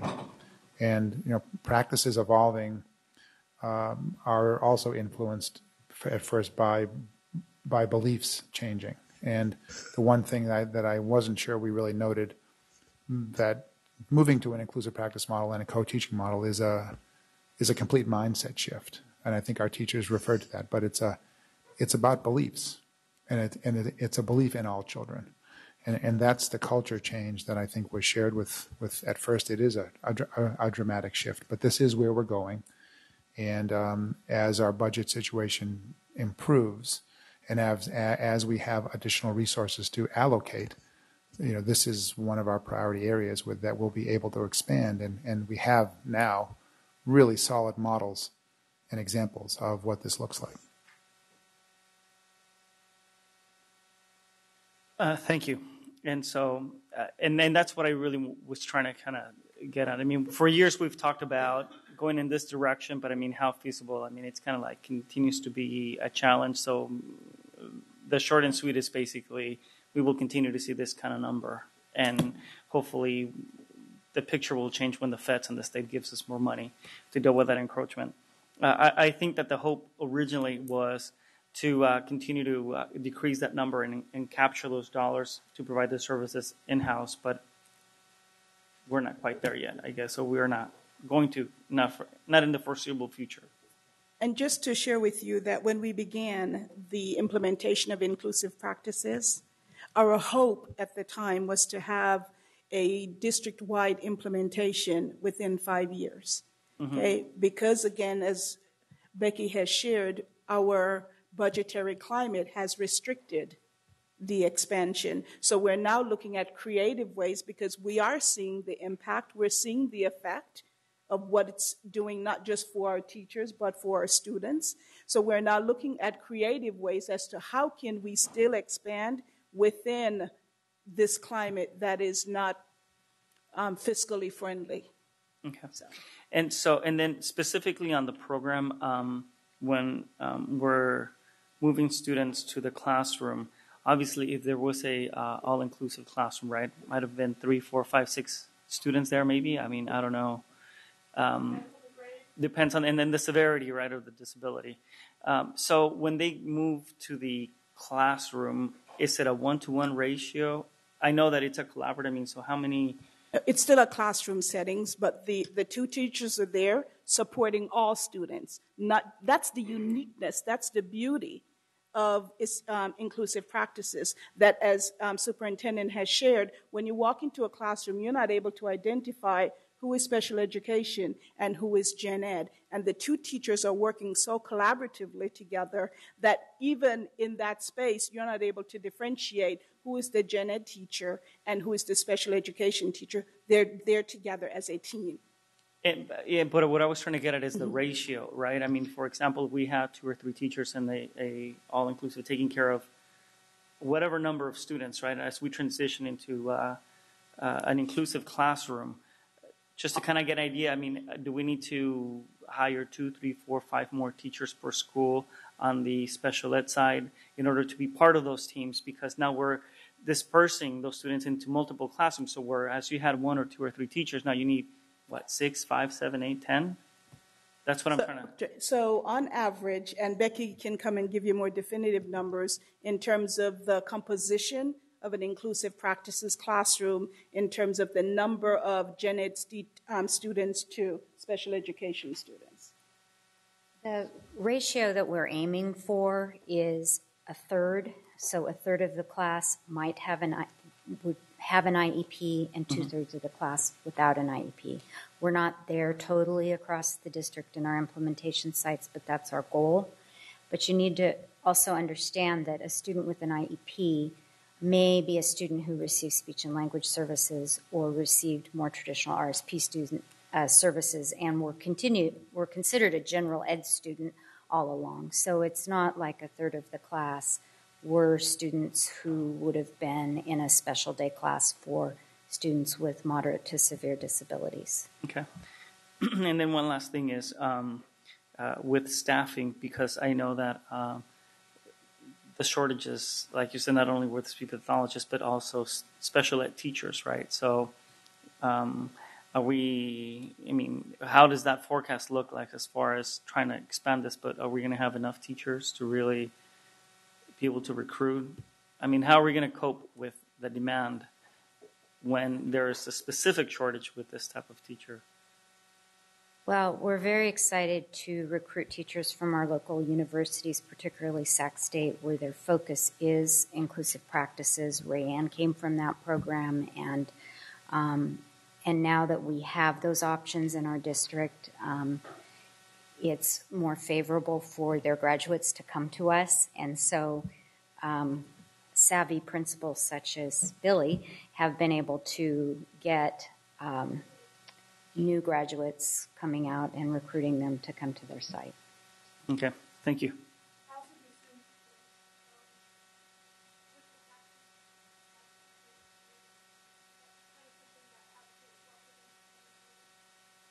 Oh, I see. Bless you. Is this a formal partnership between the district and Sac State as far as building capacity? It's a relationship between you and my professor. Interesting. Okay. But we're going to build on that as a result of the partnership we have, the College Promise, the Sacramento Pathways to Success, the collaborative that we have with Sac City, as well as with Sac State. Slow down. We will be able to engage in how do we utilize and maximize the teacher preparation programs that are at both post-secondary institutions. So we'll be formalizing what we now has as an informal process will become more formal in our school district. And I highly encourage it. And I think that when you talk to someone I know, graduated from a university, got her credential, and I asked her after a first year, and as soon as she hit the classroom, and I said, how prepared are you really after gone through the university program and the teaching credential program? And she says, not very, because there was a disconnect with what was going on with the university versus what is really going on in the trenches. And I would highly encourage not only you to continue the informal as best as you can to really develop those programs to enrich what's going on in the university, in touch with what's going on in the classroom and vice versa, because when they are in silos, we continue to struggle to have the adequate training for the next generation of teachers. Thank you. Reciprocal practices. We help them and they help us. Thank you. I'll be brief. I'd join my colleagues in kind of pushing for inclusive practices. I did hear a crack here. We're starting to call them model sites for those schools interested in doing this work. So, I too believe it should be expanded. I understand the budgetary constraints we're all under. I also would be very supportive of, I believe continuing the kind of model of special education away from just a compliance model to a more classroom supportive model. And I know that's been going, and I know it's a hard road, but I think it's very important that we continue to kind of get away from just ensuring, the IEPs or boxes are checked, and supporting the classroom teachers, supporting the principals, and supporting the parents who are so important. So, and I thank everyone for the fine work they do. I would move to approve the SELPA's annual service delivery plan as well as the SELPA's annual budget plan. Second. Second by Vice President Kennedy. All those in favor? Aye. Opposed? Abstentions? The plan has been approved, and I will close the public hearing. Thank you. Item 10.0, consent agenda. I believe we have a public comment. We have a comment on 10. We have a comment on 10.1D from Leo Bennett Cochon.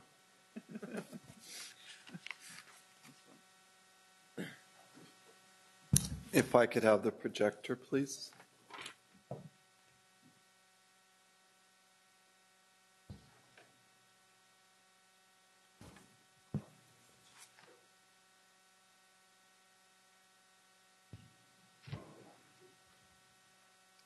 My name's Leo Bennett Cochon. My question starts with why it's on the consent agenda. This is an important piece of parent participation. I think it deserves a full public exposure, so thank you for pulling it. I also ask why the CONAP is not on the website so that we can review it. In the past practice, the full CONAP was on the website, and I think that's a good practice we need to follow. I'm assuming, but if you haven't been informed, the CONAP has not been signed by the Parent Advisory Group. Hopefully you're looking at the front page and seeing that information that, unlike in the past, hopefully the box is checked, because that is the reality that the committee voted to refuse to sign it. I know the committee is going to take a look at it a second time, but currently the refusal is the public record. I continue to point out that our district makes its ranking decisions based upon everybody gets the same. We've just had the conversation about special ed, and in special ed we realize that equal is not fair. Schools that get $100,000 and have a poverty figure of around 30% have a significantly different challenge than a school that gets $100,000 and has a poverty figure of $100,000. For example, we're funding, wrong chart, I have to say, oh, here we go. We're funding Leonardo da Vinci. Its outcomes are 54.7, and we're funding CB Wire, 39.5. Very different schools, very different poverty figures. The money, if it was transferred from Leonardo da Vinci, would keep CB Wire open. Those are conversations the district should be having instead of hopefully not just rubber stamping it tonight. So I look forward to a robust discussion. Thank you. I would move the consent agenda. I have a second by Vice President Wu. All those in favor? Aye. Opposed? We have... Yes.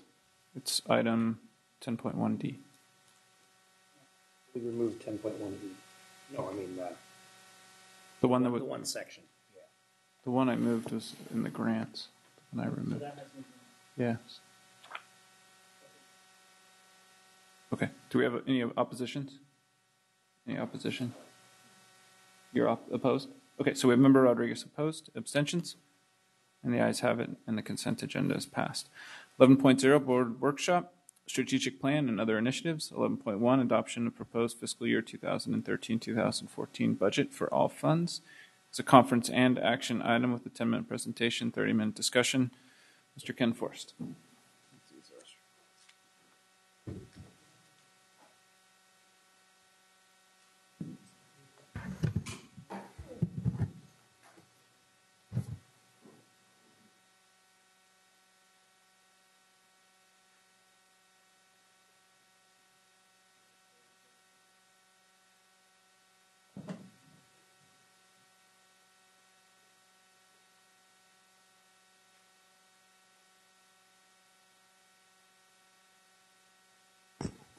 Go ahead, Mr. Forrest. Well, I'm waiting for the presentation.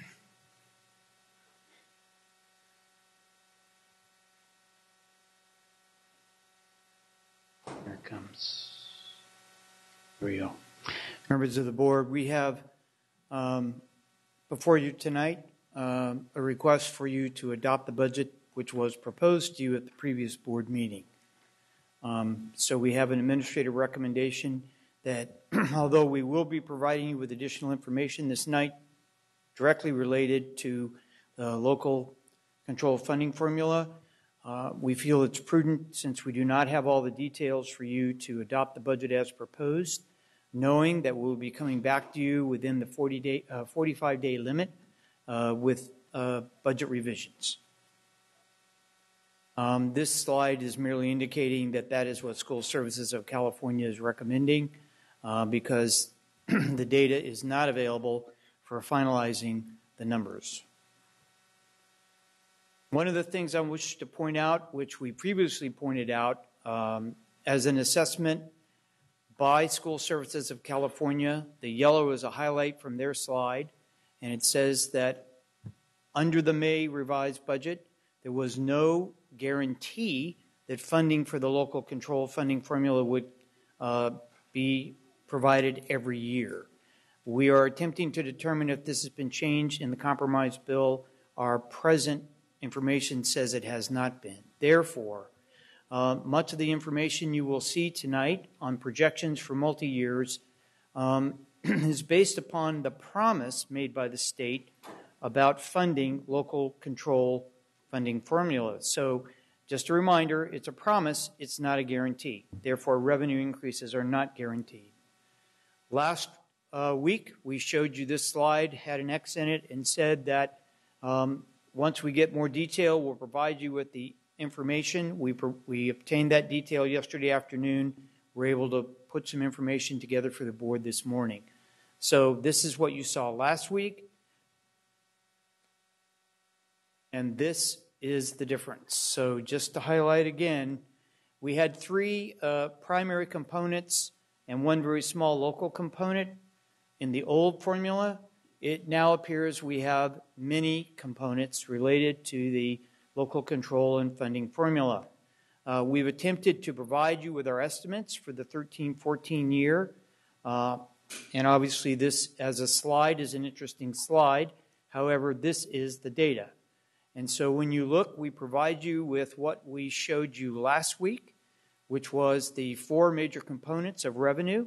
And then we show you how it's broken down under the new funding formula. This is the unrestricted portion of the funding. And we'd like to point out that under the old bill, 69.7% of your state money was unrestricted. Under the new bill, 63.3%. We pointed that out last week, that we felt that there would be more controls or constraints on the money provided to districts. Also point out that we will be providing you with more detail as soon as we get the details and present them to you within the 45-day limit. Here are the restricted funds. Obviously, they're now 36.7% of the total budget, and so you can see a large increase in restricted dollars. Part of that is the bill itself with the concentration grants and the supplemental money, but the other part is moving some funds from unrestricted to restricted dollars. So in total, how has the budget changed since last week? The budget has changed. It's up roughly $2,596,000 if the local control funding formula promise is carried out. So we did not change our recommended expenditure budget. So we have the objects, the functions as last week. The summary information has remained unchanged. And we have the special education and the transfers required for the resolution. This resolution remains unchanged because it is our recommendation that you adopt what was proposed, and we come back to you in July and August or July-August timeframe with all of the details and the recommended revisions.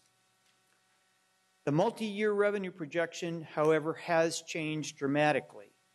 So I wish to point out that under the local control funding formula, if funded, and that's the key, if funded, then we're looking at an increase of about 4.92% each year.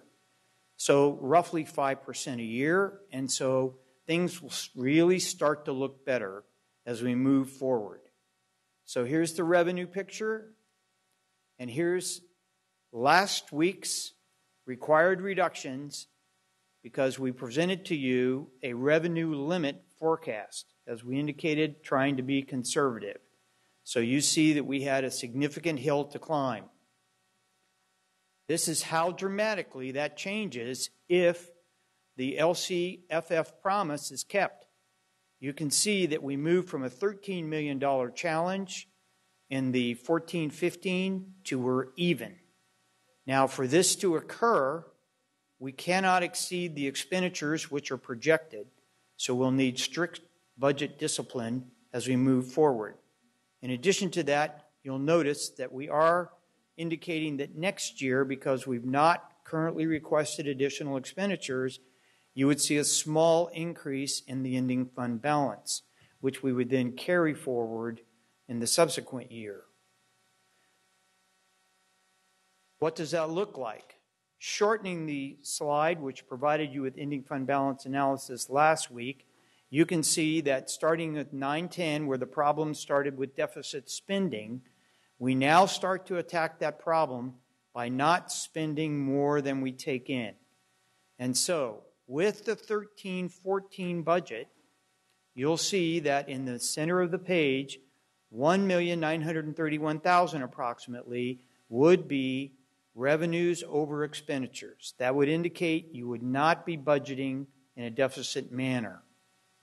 We then say our recommendation on the previous slide is to start to build your ending fund balance slowly at about $2 million a year until you get to approximately 10%. While the average in the state is 15 and GFOA recommends 17, we think the needs are too great in this district to go up that high. We think 10% would provide you with a reasonable operating reserve. So what does that mean? Things have changed dramatically if the LCFF promise is kept. We will be coming back to you with proposed revisions within the 45-day mandate. Number two, just as I indicated, for things to remain even, as you recall, we made statements that said it takes about 2 years before this district will start to come out of it. That previous slide showed you that's exactly what it takes. In year 3, you start to have a little surplus. That's if we're careful with our expenditures. If we also must address one problem which will still be contained in the 13-14 budget.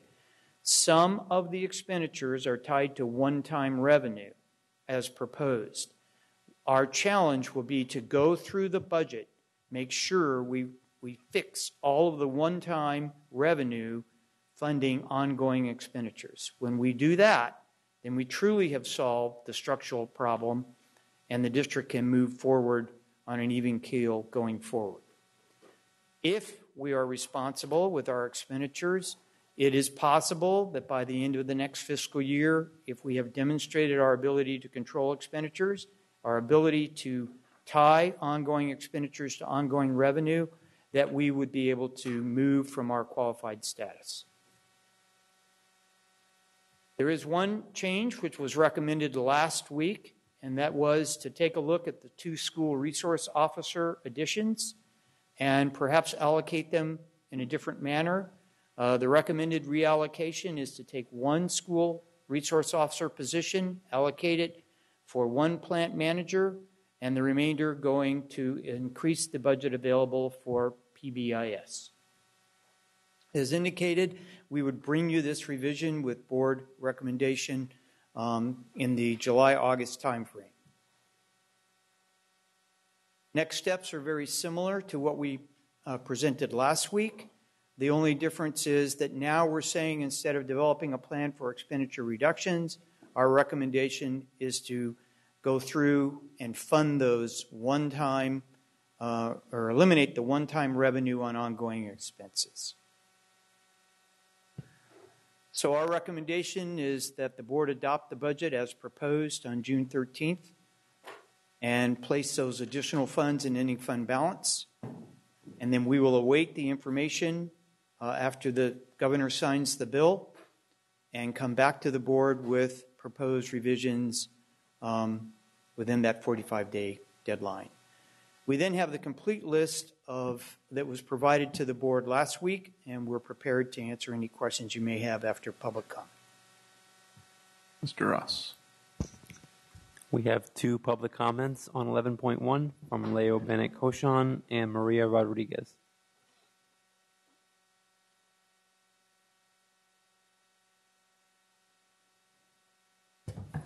If I could have the projector.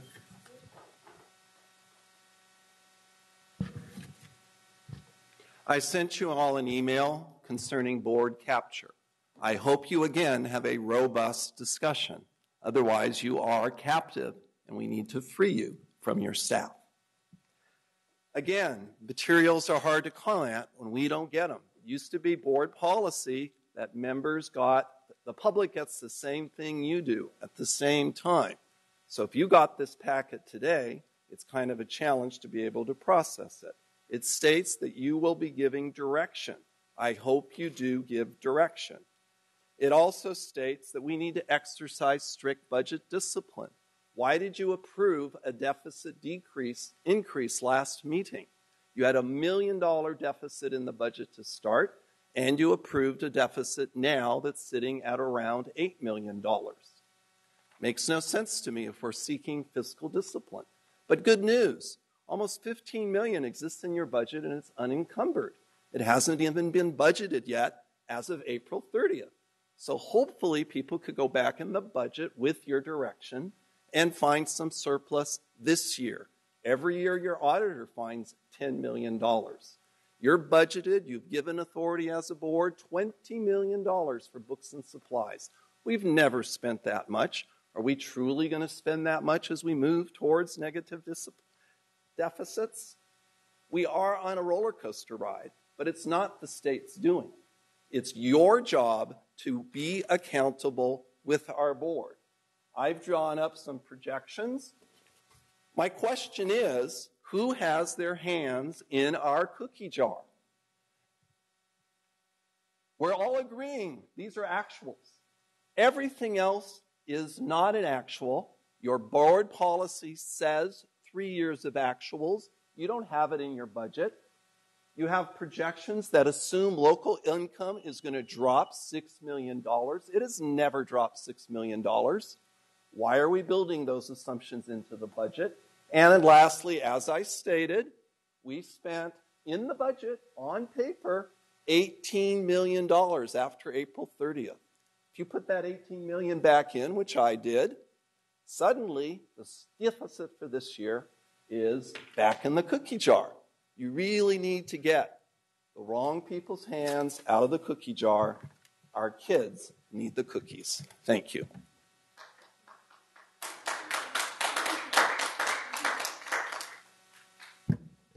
Good evening, President Cuneo. Good evening, members of the board. I'm sorry, Mr. Raymond's not at a seat. Starting with the positive, I think I saw on Leo's chart earlier about some schools that were slated to be closed earlier, and I'm thankful that they weren't. One was JFK, where my son will be attending high school next year. He's going to be in the PACE program. He's going to Sac State on Monday to begin summer school.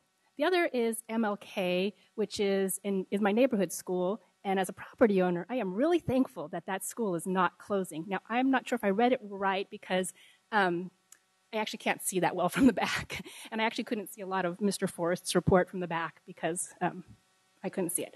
So that's the positive. And as you probably guessed, I'm here to talk about school closures as it relates to the budget. The other positive I wanted to say is I really do appreciate the reports that Mr. Forrest, you have put together. And as a test of my ability to understand them and your ability to present reports that I could understand, I have a few questions. Can we agree that there is not a structural deficit problem? Structural deficit. You provided on page 1 last week the structural deficit, and it doesn't include the 4 years prior where our revenues exceeded our expenditures, and it's based on assumptions. It's based really on 3 years, one of which we weren't in a deficit, and it's based on assumptions going forward. And with the new information that we have, can we agree that we're not in a structural deficit situation? Because on page 7 of report from last week, I see that over the next couple of years, we actually expect expenditures to be reduced, though in the third year from now, they will be increased. So it seems like structural deficit has to mean that we're going to continue to have increasing expenditures and decreasing revenue, which I think we've got some new information that we should all be happy about. And I will close there other than to say, again, if I understand it right, on this page, are we reinstating some unrestricted items back into the budget? So I know you can't answer those questions here, but if we could have the public comment response on, are we out of a structural deficit problem, and are we reinstating 5.9 million of unrestricted expenditures into our fund? It's just a test of whether I can read these reports right, but thank you. Thank you.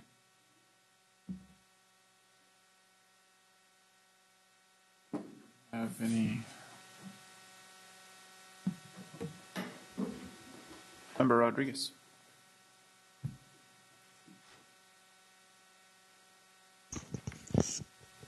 Hi.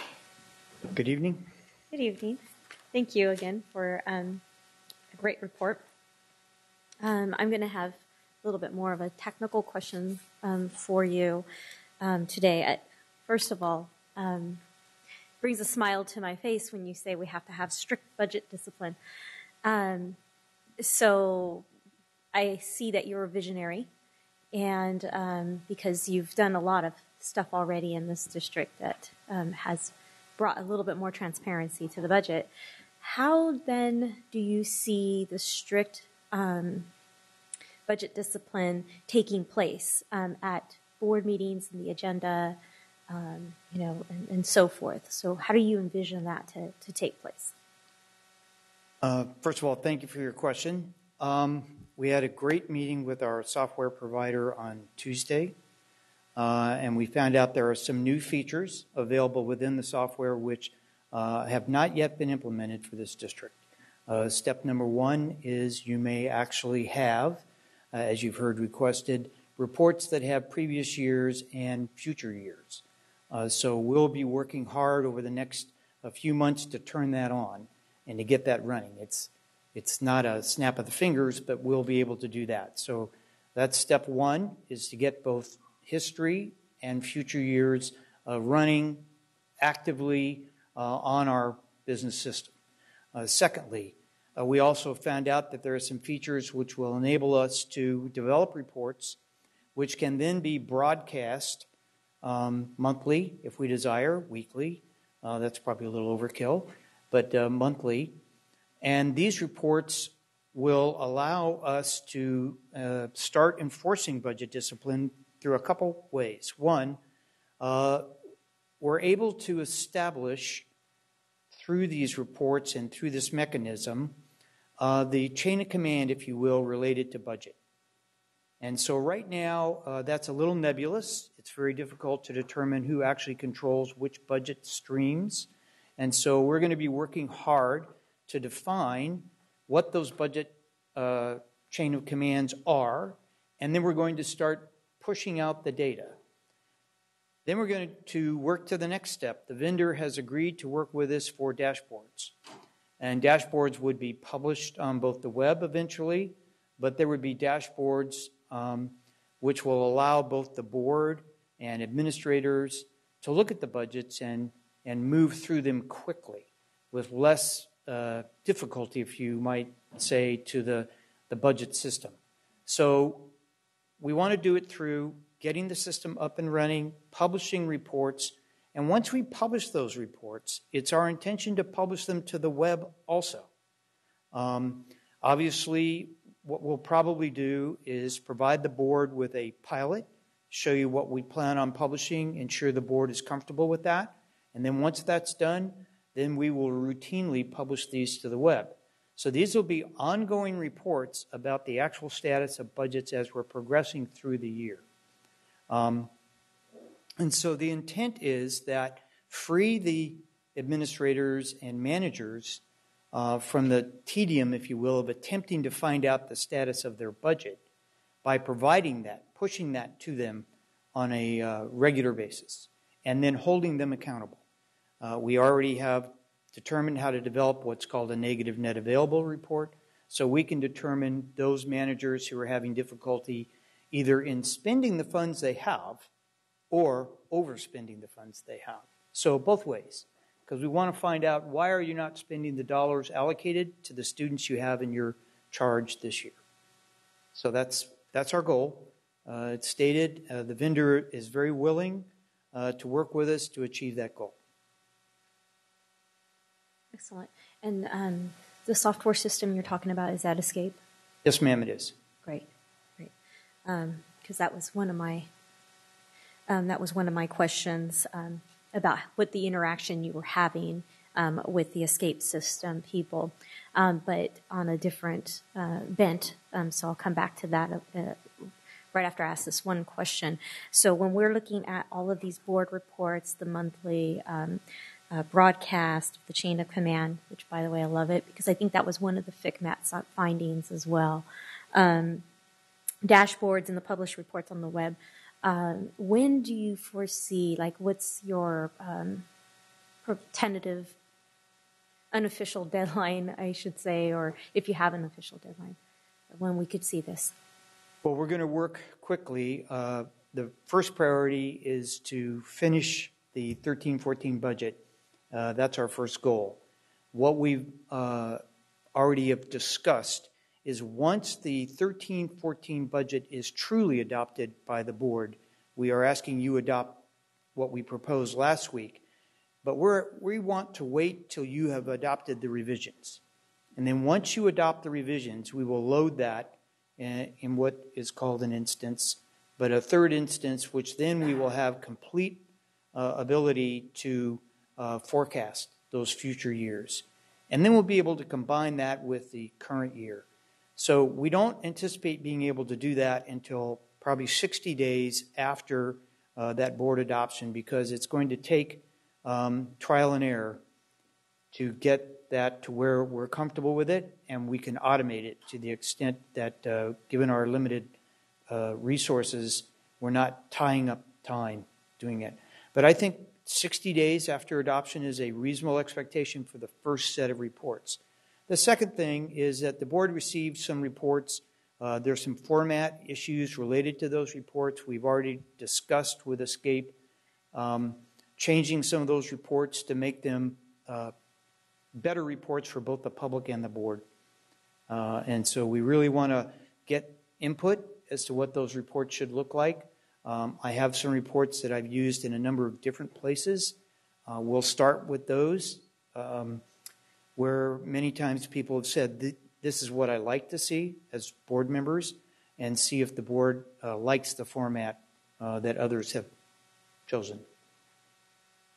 So, a curiosity question.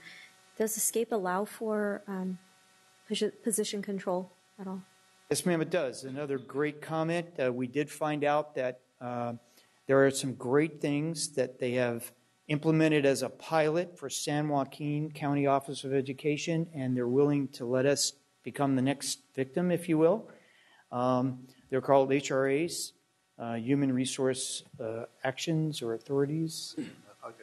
Authorizations, and it's a true workflow system which allows us to establish, create a position, change a position. So yes, they have developed it. They have it in test now. We've already talked to them about we want to be next. So we're going to bring that online. And we can also, with this extra instance, we will also be able to have both the current year and the future year budget system up so that the board will be able to have staffing plans and see the difference, as will the public.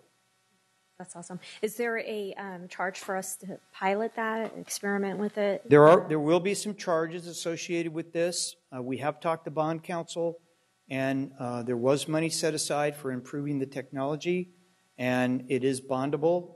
This will be negligible in relation to the total cost for the software. Escape is, as you know, a local firm. They serve only California school districts. I think they showed their commitment to this district. One of the owners came, their chief business officer came, and 4 other staff, and spent the whole day with us. Now, my other question about Escape is related to the local control formula.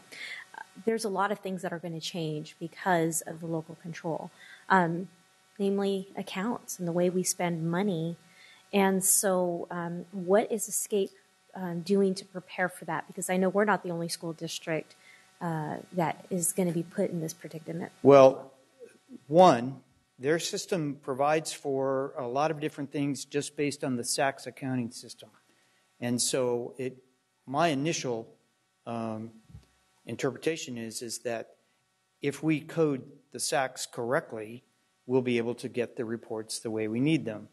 They already said that they are standing by, just like we are, waiting to see what additional requirements. For example, they did inform us they have under development 3 separate reports already to allow districts in this state to conform more easily with the Affordable Care Act. So they're very, that's probably one of their strong points, is knowing what California districts need and providing those resources quickly. So, yeah, I was going to say, I'm thinking about this, and I don't think that even the state knows what are the requirements and how it's going to look.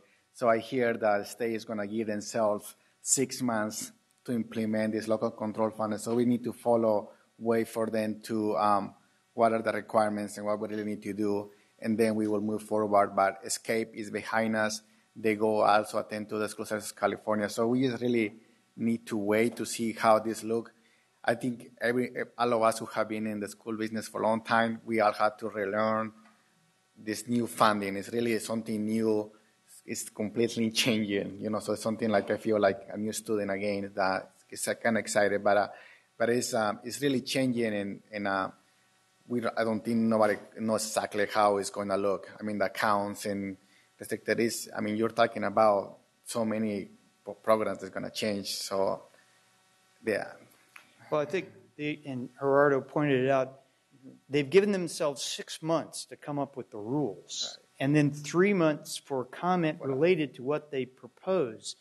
So the board, along with the rest of us, will be in the unenviable position of getting 3/4 of the way through the school year and fiscal year before we even know what the rules are. We're going to make a good faith effort to comply with the rules so that we can correctly make transfers if necessary. But you could see a lot of transfers coming in that last quarter to enable us to meet the requirements that they give us at the very end.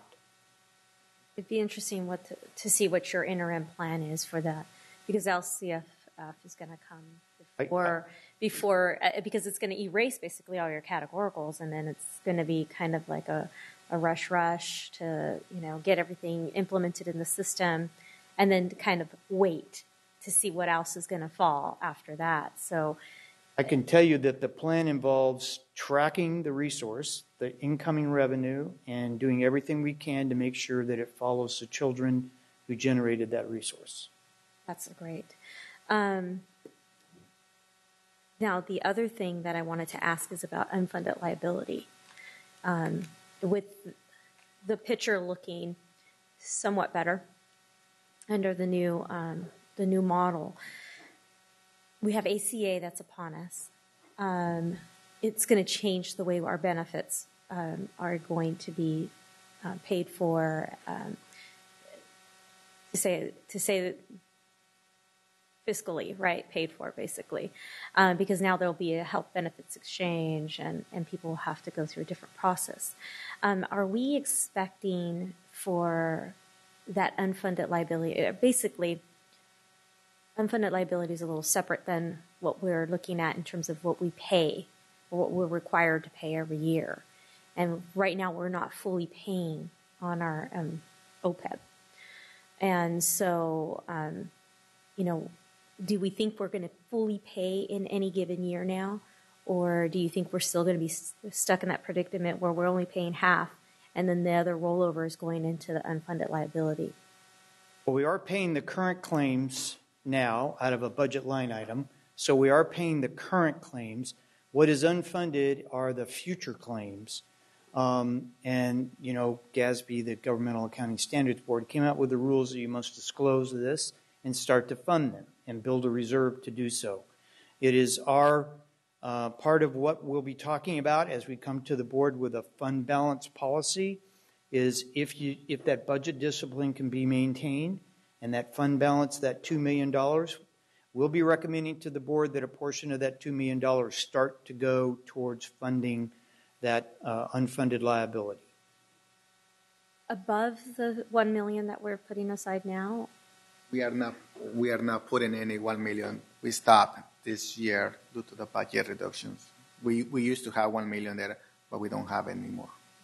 So that is, we will be coming back to the board and recommending that, and we'll be recommending it as a reservation of fund balance so that you can see a separate reservation.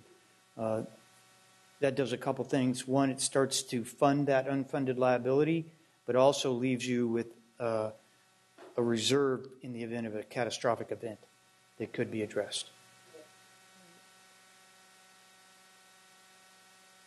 I think that's all my questions. Thank you very much for bringing forward to us the concept of being strict and having in our budget discipline. And I look forward to the board partaking in that and asking diligent questions as we move forward. Thank you. Member Arroyo. Thank you, President Cunha. I have a few questions, and they're more like bigger picture.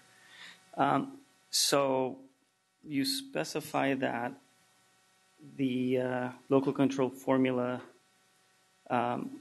funding, there's no guarantee that there's going to be. Can you explain what leads you to conclude that? I mean, I work at the legislature. I did not read in any of the documents that were shared with any of the members that were in the education committee or the budget committee that had any contingency on this really not moving forward. So I would really like to learn. It requires an annual appropriation by the state legislature.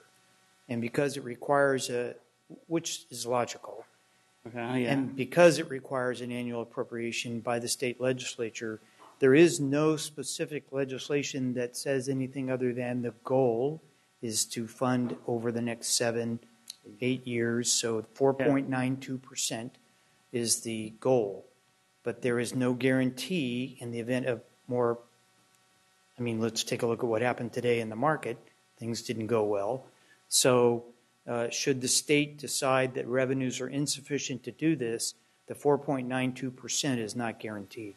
And I believe when School Services California took this stand, because we took that from there, is because before, under the revenue limit, where there was a requirement to fund the COLA, even though it was on deficit. Mm-hmm. So now there's no, under this new formula, the local control, there's no COLA requirement anymore like the way they used to be before. And I believe that's why they said that, but of course I cannot speak for that. So, but we took that from what it says, as the state revenues go, if the state revenues of the economy goes down, we can also go down. So the school districts do as well as in general as the state does, because we used to depend a percentage of that was required to go to the schools. We are specifically asking that question of school services and hope to have the answer during their July update. And recently, I'm saying this, as I said, because as I read the information that was given on the compromise, it did have a schedule panned out so that by 2021, school districts will be back to the pre-cut years, 2007, 2008, right? As if the cuts hadn't happened and they got a COLA, right? With all that included. So, which brings me then to the second question. Because as I see it, number one, before I leave this first item is, all the revenues and all the projections that the Department of Finance and the governor have put forth see a leveling off and actually no red ink in the foreseeable future as they, obviously anything can happen, but I mean, just as we were asked to cut as cuts were being handed to us, I mean, yes, there's no guarantee, but there's no guarantee on anything, and then we can next year also cut if we need to cut. But as far as I been made aware and any information that I've ever read, we will be getting this funding for this coming year, 13-14. I think we feel strongly for 13-14 that's the case, but this is like for 8 years. So that's why I'm saying there's no guarantee that in 8 years we will be where the promise is now. I think that's what it is. Not for the next, not for 13-14. That's my understanding. Yeah, but I'm sorry, and I didn't mean to cut you off. Nonetheless, the budget decisions that we're making for the district right now are based on revenues for next year, not 2021. And if revenues do drop in 18-19, we can then make those fundings. So I really don't see the connection as to why we need to make decisions right now for what we will have to adjust in 5 years, 6 years maybe. That's true. And so what was presented tonight has the 4.92% increase for 13-14, 14-15, 15-16. So we are taking the position that the promise made by the legislature will be realized. So we're following what they're telling us. We think it's going to be funded. We see no reason to not assume that, but we do believe it's important that people know it's not guaranteed. So what was presented tonight is a projection showing a 4.92% increase for the next year and the 2 subsequent years. Okay. And in the same manner, what was proposed and promised in 2000, in 2001 and 2 under Prop 98, they didn't materialize in 08 and 09, and we made adjustments then. And my concern is that we are giving the public and the district cause for panic or concern when we're pointing there's no guarantee. Well, there was never a guarantee even beforehand. So it makes me uncomfortable that we need to put that caveat when it's not necessary to put it there, because we would have rolled in the same manner with saying that there's no guarantee. I don't know if that makes any sense. But, okay, so having said that then, the next question that I have is, you're projecting deficits for the budget year for the district? We are not. Okay. Not under the local control funding formula. Okay. I see. I would really encourage you to really not focus on the gloom and doom, that it's too far out and a slim percentage. It sends the wrong message. As you roll out the part of the beginning presentation, it's all about how we're on deficit, and then if the guarantee comes, then we have a sunshine day, right? I think that we're pretty much on that road, and I think that it's important to really focus on what we really think is going to happen, not because I want to be optimistic, but because it really shapes the perception of the decision makers on this body and then of the public. And so it's, I don't want to say it's disingenuous, but it really kind of like deviates the attention that we really need to start focusing on how are we going to recover, what our priorities should be. I mean, we had a presentation earlier about the great work that Special Ed is doing, right? And the superintendent said in his own words how much of a priority is for him, right? As we are getting ready to receive a better revenue picture for the next year, I think the public deserves an opportunity to have that perspective as well, because they should be engaged in the decision making of then how are we supposed to prioritize in the district. I mean, they will communicate with us, they'll let us know what are priorities for them, how we need to start redistricting or shaping the district. I think I need to respond to that. Okay. Last week, I indicated that it was going to take 2 to 3 years for this district to recover. This slide with LCFF funding shows it takes 2 years to recover. You do not have additional dollars to allocate until 15-16. Okay. And so while we're not showing a deficit, we're not showing the ability to increase expenditures. And so other than those which you're already mandated to increase by contract or by utilities. So I need to be very careful to make sure that the public and everyone else understands this district had a very large problem that it had to correct. LCFF starts correcting it almost immediately, but it still takes us 2 years to get to where we are projecting that there are surplus funds. And when you look at it, we're only $8.9 million on a budget of over $400 million that will be in addition. And so one of the charts that I had seen as far as the distribution of dollars per district had shown that Sac City was projected to, at least in the current year, 12-13, $6,813 average per pupil spending. And starting 13-14, which is the budget year that it's being decided, it will jump to $7,120, which is about $307. Yes. That bumps it to $12 million, almost $13 million. With those new $13 million coming in next year, we still are. Yes. It's about $12 million that we expect in additional revenues. That's what is helping us. But we just, right. And so explain this then. With this infusion of $13 million, we are still. Yes, because remember, the federal government is cutting a tremendous amount of money from our budget. So the state is increasing, federal is decreasing. So it's not a net increase of $12 million. You have to take the federal decrease away because we have not stopped all the federal programs. We are carrying some of those programs. And that's... Now, can you point out how much money we're losing Fed side? If you look at the... Right, it's probably easier to see on the previous slide. If you look at here, we had federal revenue, total federal revenue of $43 million projected here. Last week, we had the 12-13 federal revenue in a slide, and that revenue 12-13 federal revenue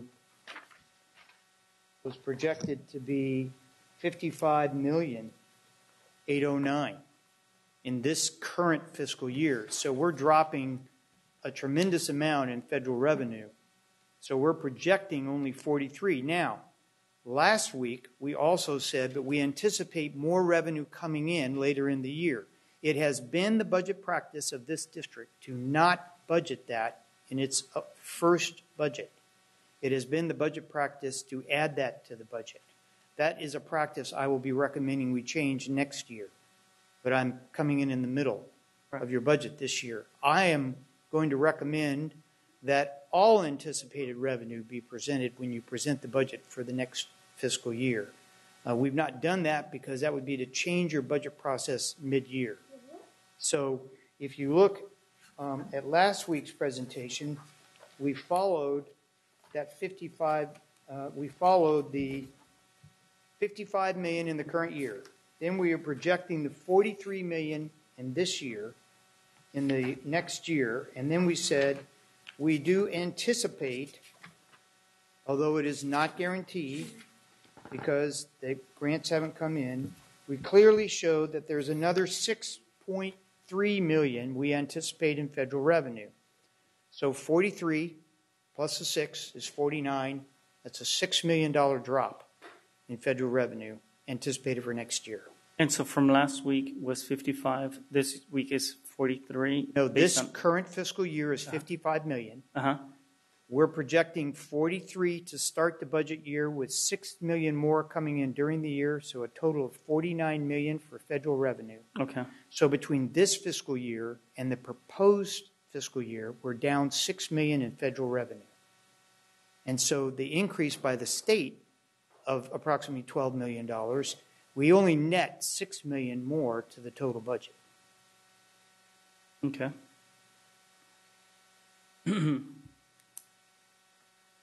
So that's where okay. And then the other thing that I think it's important to point out is, I think everyone is aware, especially Mr. Hansen, about the healthcare cost. We are not what's known as a capped district. As the healthcare costs go up, ours just go up. And by contract, we owe most of that money. The district must pay that. So until we can address that ever-increasing healthcare cost, we have a ever-increasing portion of the budget. So when you look at the budget, and I think this slide from the previous week showed it. Basically, when you look at the object expenditures, you can see that on the unrestricted dollars in this district, 90.2% go to employee compensation, and that is unsustainable.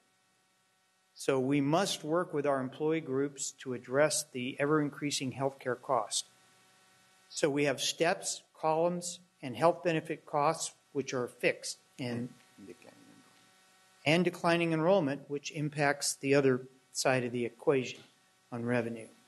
So we've got this 90.2 we have to deal with on the unrestricted, and that's a large portion of our cost. 90. The upper right-hand corner, the yellow line, where it says total compensation, it's 90.2% of the unrestricted dollars. And so we have to work as a district to drive those costs to a more manageable level. Okay. And then one last question. And this is an issue that has been of huge importance to the families of South Sacramento. And I know that throughout the district, but I know in particularly hits them hard on the home-to-school transportation. And I don't know if there were any decisions on, as the budget was being put together, if there was any restoration in this particular budget, at least. Even as we're moving forward to approve a budget that may change, I just wanted to know where that item floats in the list of priorities of things to consider. The only home-to-school transportation that's currently in existence are safety issues, and then there is money in the budget to provide home-to-school transportation for some of the students in the closing schools. But nothing to bring it back to what it was as far as what it was before. It was about $1 million or so. No, sir. And we can certainly start to look at what that might cost. I can tell you that our biggest challenge is that, of course, the bond issue did not include any acquisition of school buses. The fleet's very old, and to restore that's going to be expensive. I'm sure the board is aware. We'll be bringing to you later. You had a presentation earlier about the status of your certificates of participation and the need to refinance those. So we're very limited on our ability to acquire school buses to get back into the home-to-school transportation business. We got rid of whatever buses we have? Still have some. Many of them are being set aside because we're not bringing them up to the particulate requirements. It's about $20,000 a bus. Okay. Just I wanted to put it out there, as a suggestion, as a consideration. I could not commend more the district on the work that they're doing, for example, on the special ed students and, how the pressure, because it's going to require more teachers. And every expenditure that we do as a district, it's extremely important on a basis of safety for a lot of the kids that have to walk to school and have had to endure this over the last year. I would really ask the superintendent, staff, and the rest of the board to really please consider that one particular item, given the extreme importance and value that they bring to the families. So with that, thank you very much for your time. Thank you. Vice President Wu.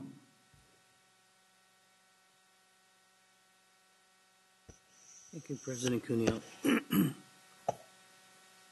And I hear as part of this year's budget, the governor reduced the amount of money he was paying back to schools that were owed to schools from Prop 98. How does that money, and when do we see it in the funds that the individual school districts get? With regard to the Prop 98 money? The owed Prop 98 money. The deferrals. Yes. Yeah, all the deferrals are doing is they're giving us the money they owe us faster. So instead of coming to the board and asking for $60 or $70 million in a tax and revenue anticipation note, Hopefully, that will be reduced because we'll be getting the money owed to us more quickly. I think the reduction was $400 million. So we just won't be getting the percentage of the buyback of the deferral will be less. And so, again, we're waiting to see what that is. But I want to add that is confusing to the public because the state is presenting that as additional revenues to school districts when in fact we already include that in our budget. So it's just paying the wall of debt that they have. So they're including as additional revenue to the districts, and they even say that to us, but we already had that in our budget. So just help us. This is all just cash flow where we would not have to borrow as much money, like Mr. Ford said, to meet our obligations in the future. So how much do we anticipate this year not having to spend on borrowed money in anticipation of money that we are owed? I don't think they have give away the detail or the cash flow yet. So I think what they're waiting is when they pass the budget and they will give what is the cash flow is coming up. I mean, it used to be like we have almost between 35 and 40% that we did not receive in the year that we're supposed to receive. So I expect that to be reduced significant, but we don't know exactly what amount will be yet. Yeah, I know. To add on to that, Vice President Wu, it's part of the negotiations back and forth between the governor with his local control funding and the Senate, Senator Steinberg, SB 69. When they increase the base amount that school districts will be getting, so more money than the governor had proposed in his May revise, they took the money from what had been allocations to pay off cash deferrals. So while we're, as Mr. Forrest has shown, while we'll be getting some additional monies, provided they actually pay, they've taken that money from cash deferrals. So it may well likely, I mean, in all likelihood, we're going to have to borrow money again, probably next year in order to meet our cash flow. That's what it's going to mean. It's not fully clear yet, as I think you've seen. We just don't know all of it yet. But that's likely the scenario, is that we're still going to have to borrow money. You should have a clearer picture, though, next time you come before us with the final budget. We should. Yes, sir. So let me ask you, it sounds like the people from Escape are committed. Hopefully we'll be the next guinea pig. Will that include training for our budget staff to be able to use that? Or is that going to cost us more extra, and have we budgeted for that as well? It won't cost a significant amount. Right now we're anticipating that is bondable, and we'll take a small portion from the bond funds to do that. My preference is that we develop that expertise in-house and do our own training in-house. As part of implementing some of this, it does come with the training. And so I'm a train-the-trainer model where we'll get one or two experts in the various fields, and then we'll develop our own professional development. I will say this about Escape. Their online resources for training are totally outstanding. They have video tutorials. They have excellent documentation, all accessible right through their program. I've been told that. I just haven't a clue how to figure out how to do it. But it's like me trying to learn how to drive a car or watching a video. It doesn't happen. Do you have any recommendations for our board and maybe how we can focus on ourselves on generating more revenue for our district? Well, the best way, of course, is to improve the product and then have more students start to come to our schools. And I think the other piece is that's usually successful, in my experience, is accenting all the wonderful things that Sacramento City Unified is already doing. There's some outstanding programs. We just heard tonight that 2 young men from this district were the first public education students to win the debate contest. It's those kinds of things that when we start putting that out to the public, then the public starts to realize that their investment in public education is worthwhile. And then we've been successful with the bond program. As people start to see the facilities are being upgraded, the technology's being upgraded. There's a great vision from the superintendent on the technology, Common Core implementation.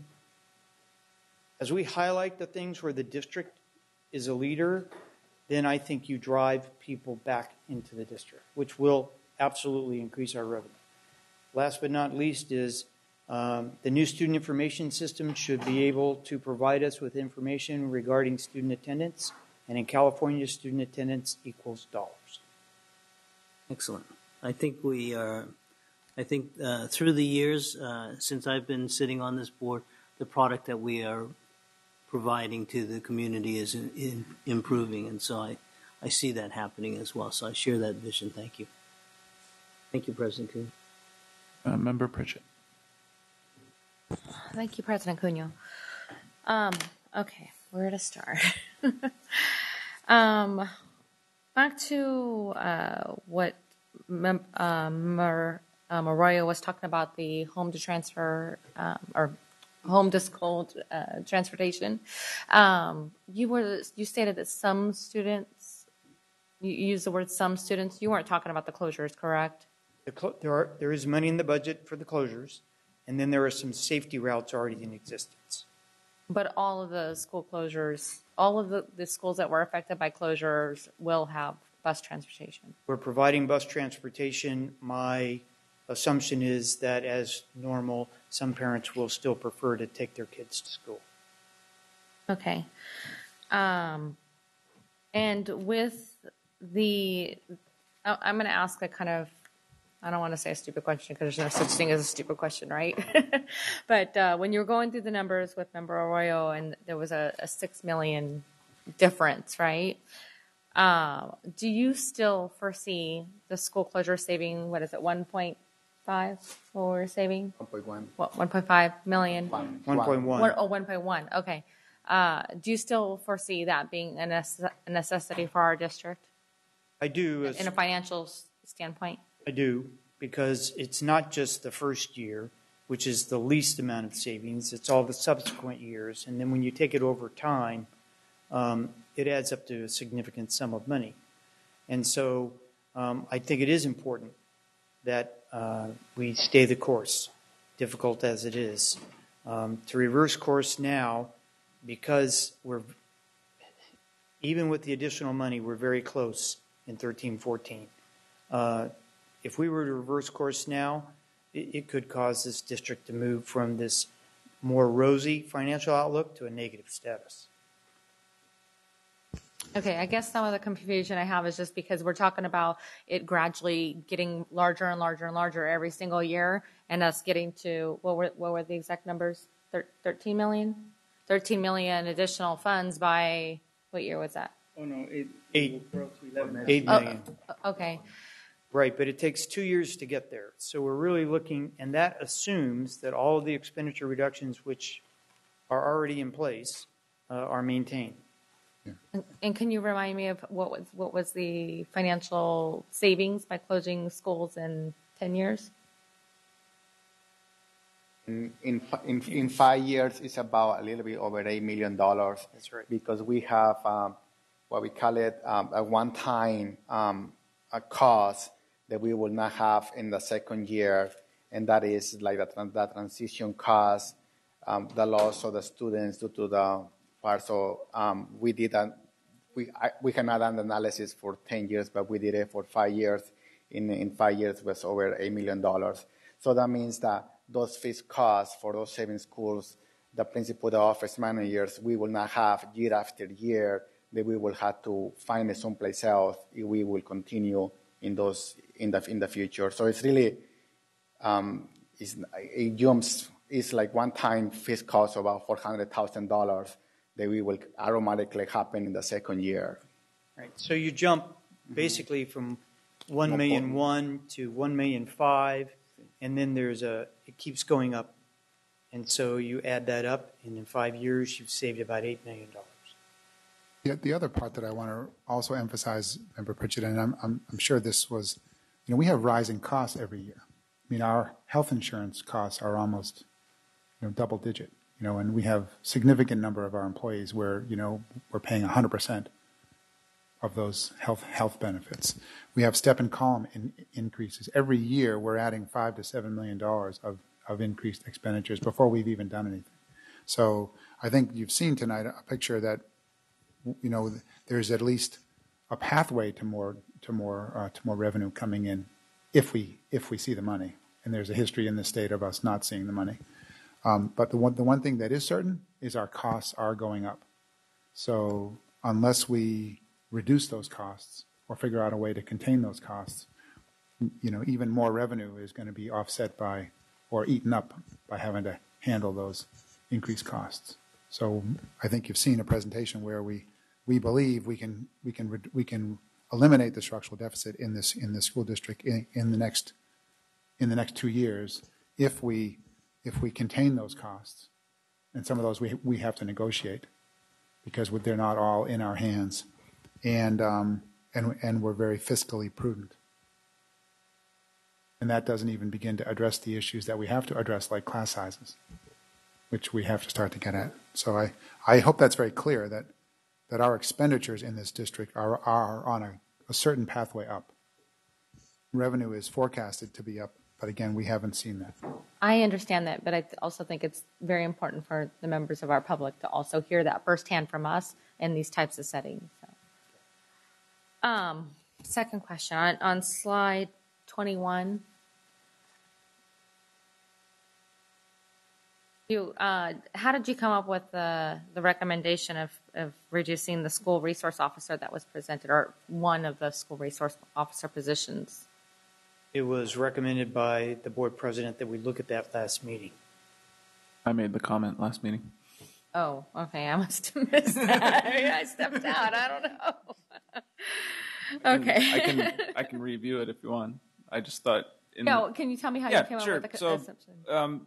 In regard to the proposition was to add 2 school resource officers. I would also note that this won't even be decided tonight. You'll come back to us with this issue, correct? That's in July, August. That's correct. But my comment was essentially that, it would be my hope that if we could put more support behind the PBIS system in an effort to create a better atmosphere around schools, that ultimately we wouldn't need as many SROs and we wouldn't need so much police presence. And that over the last year, although we reduced our police presence at schools, I didn't see any uptick in violence or any kind of issues related to that decrease. So I made the comment and the request that we look to spend at least some of that in a different way. And this was the response. I would like to look further into that just because I know firsthand. I go to the schools, I see what's going on, and I know that our SROs are over the top busy, especially in my area now that we're down to 1. So, and then lastly, I want to thank you for meeting with me one-on-one and explaining a lot of this budget to me. I know that you and I talked about with the July revise, and I wanted to request, and for the board to hear that I would like to request a board workshop prior to that revise. That's all I have. So we have Vice President Kennedy. Just real briefly, because it kind of got, Member Rodriguez brought it up, and I'm glad she did, because I just want to commend you. The work that you've done and you've tackled as far as the transparency part and the demystification of the budget, a very complicated issue for board members and public. And this work you're doing with, putting more online, you've really, since you've been here a very short time, enthusiastically embraced that concept and that whole feeling, and I just want to commend you and thank you for that. It takes a team, and I have know a good that. team. I know that guy there. He's all right. Thank you. Member Roy. Thank you, President Cuneo. And this is as a follow-up to the line of questioning that Board Member Pritchett had. And I apologize. I'm going to say something that is going to be very difficult to say. The question that I see at hand, I understand the dynamics that the costs are progressively increasing, right? And they are a reality that we need to face. as a board member, the issue that I have and what I have to point out is expenditures get done by the district, and they are done in a way of a priority system by decision makers, right? And in this instance, I see, for example, the superintendent making decisions as to what are the priorities as to where the expenditures are. And I just happen to defer sometimes on what those priorities should be. And I think that as we move forward, I think that that's where the discussion also needs to happen. I mean, I don't disagree with the benefit of some of the initiatives and some of the things that we need to, but I'm not disputing that the increases are going up or that we don't have constant pressures that we need to continue to deal with. It becomes an issue of prioritizing, and then how is the decision-making process as to how those expenditures get done. I mean, I realize special ed is a very important issue that we need to tackle, and nonetheless, doing a particular type of initiative does absorb a greater number of resources, and so then it becomes an issue of, then who's deciding where the extra dollars get spent, and we have different opinions. I really do care a lot about the children that are walking along these huge busy streets, right? And so there are many issues that I think that we can defer as to how best to spend the money.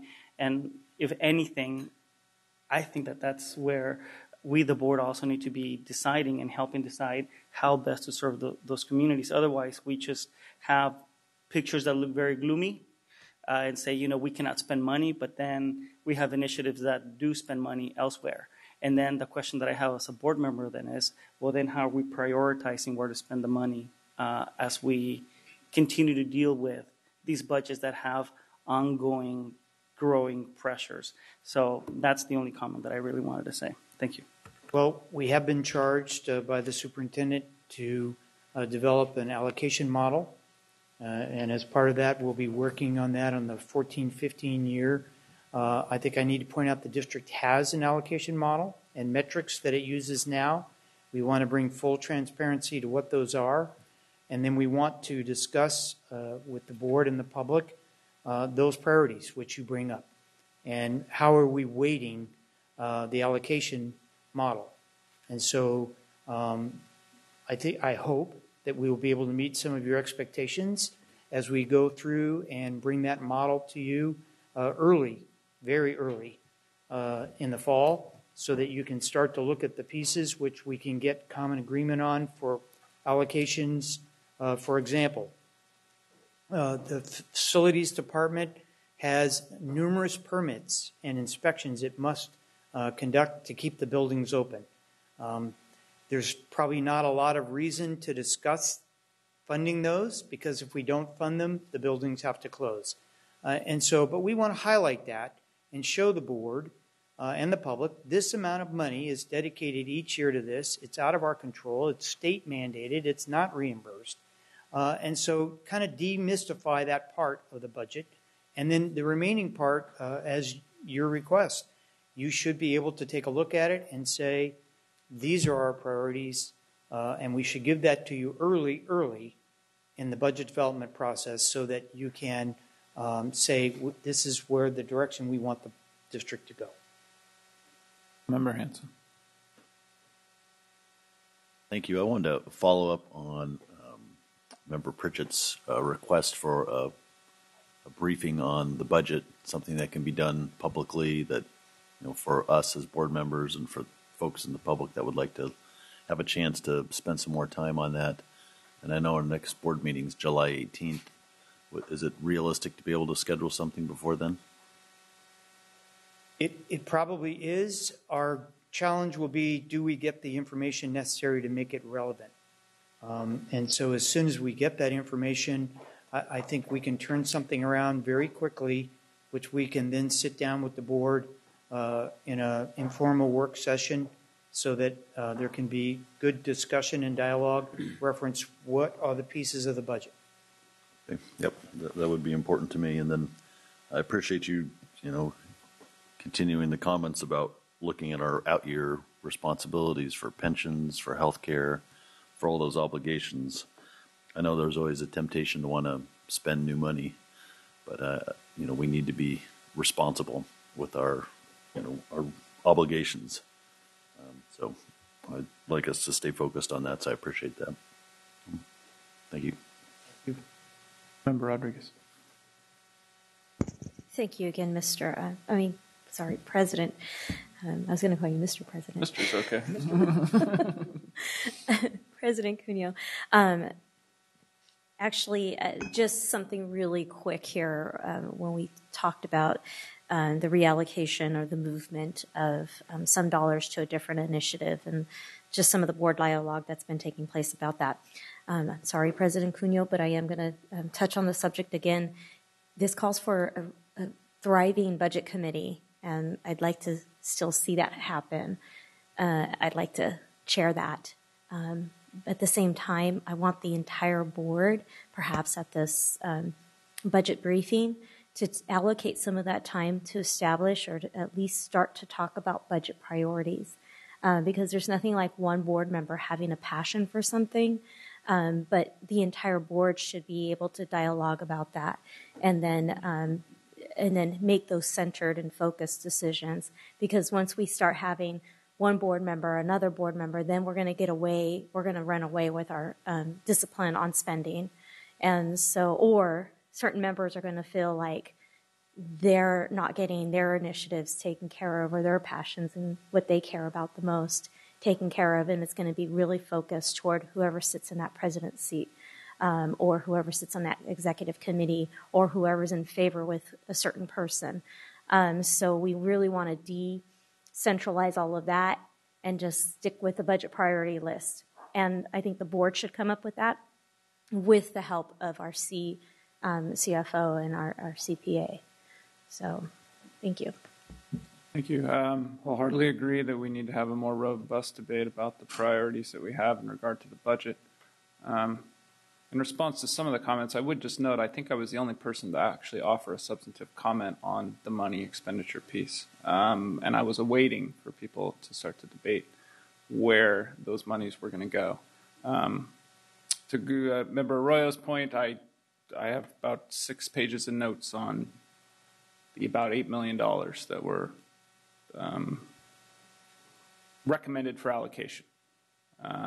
Would be happy to talk about that in full view of the public and talk to everyone about what I think are my priorities and where other people's priorities are. So that's a debate we should have here and then we should be having in regard to allocating money, especially because we now know, I think, well, at least for the first time since I've been up here, there will be some dollars that we can put into programs and places within our district that can make a difference, and we won't just be cutting everything that our district stands for. So with that, and seeing no other comments, I would move the item from conference to action. Second by Vice President Wu. All in favor? Aye. Opposed? Abstentions? We are now in action. Thank you. We have a. I don't know, you said thank you. We have a motion to approve the proposed fiscal year 2013-2014 budget for all funds by Vice President Kennedy. A second by Vice President Wu. All those in favor? Aye. Opposed? Abstentions? The budget has been passed. Thank you. Thank you. We have item 11.2. It's the appointment of the 7-Eleven committee members. It's a conference and action item. My understanding is the subcommittee did not get a chance to meet, which is fine given everybody's busy schedules, I understand. I guess for my purposes, and just like from where I'm sitting, I would just throw out a couple, I don't know if you want to call them pieces of advice or obviously rules of the game. Obviously, we are going to have a nice discussion about who should be on this 7-Eleven committee. We all understand that it's we're dealing with people and persons kind of putting their best foot forward in a public setting that is can be awkward for everyone involved. So if I had my druthers up here, and I would like to see maybe some groups of names put forward. I have the relevant case law. I guess what I'm saying is I'd like to stay away from going through each person and just picking, on them. If people have a couple people that they're supportive of or want to see, maybe we could throw a couple names out there and start the conversation. I have the relevant case law. It has to be, or not case law, statute. It's got to be no less than 7, no more than 11. They do need to meet 7 separate subgroups. From my cursory review, we don't have an administrator among the group. We have 1 teacher. So with that, I'm open to the discussion. Do we have public comment on this? No. Okay. So the first one's Vice President Kenny. Yeah, I would. I'm sorry. I'm sorry. I thought I would like to. That being said, I agree. And what I'd like to do is I'd like to propose that we put forward a slate, and then if members would like to remove for discussion any member of the slate, every member has the opportunity to do so. But that way we get out of the way at the front end those people that we all are in agreement of, and that are kind of our own consent agenda on the item. And that I think that's a way to avoid having 15 discussions. And so I'd like to go forward with that. And so I'd like to make a nomination. And I'm going to go slowly so everybody can kind of mark what my recommendation is. President Cunha and Vice President Kenny, point of clarification. Just, if you don't mind asking. Okay. No. So it's the 7-11 committee, could be 7 up to 11.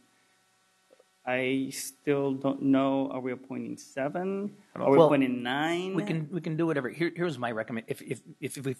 My recommendation is this: I think that if we have an opportunity to appoint members of the public, either 7 or 11, I'd rather see 11 than 7 personally.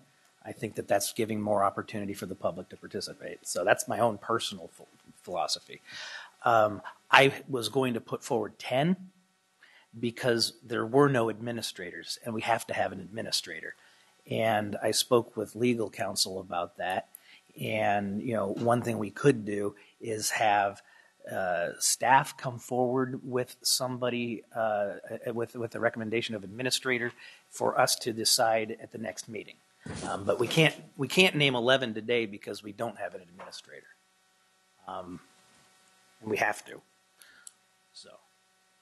So the most we can do tonight would be 10. That sounds right, because yes. Yeah. So if that's the wish of majority, I mean, we can have that discussion. Let's go forward. So I mean, I'm got the floor. I'm going to nominate members, and then we can decide if we want to whittle it down and have debate.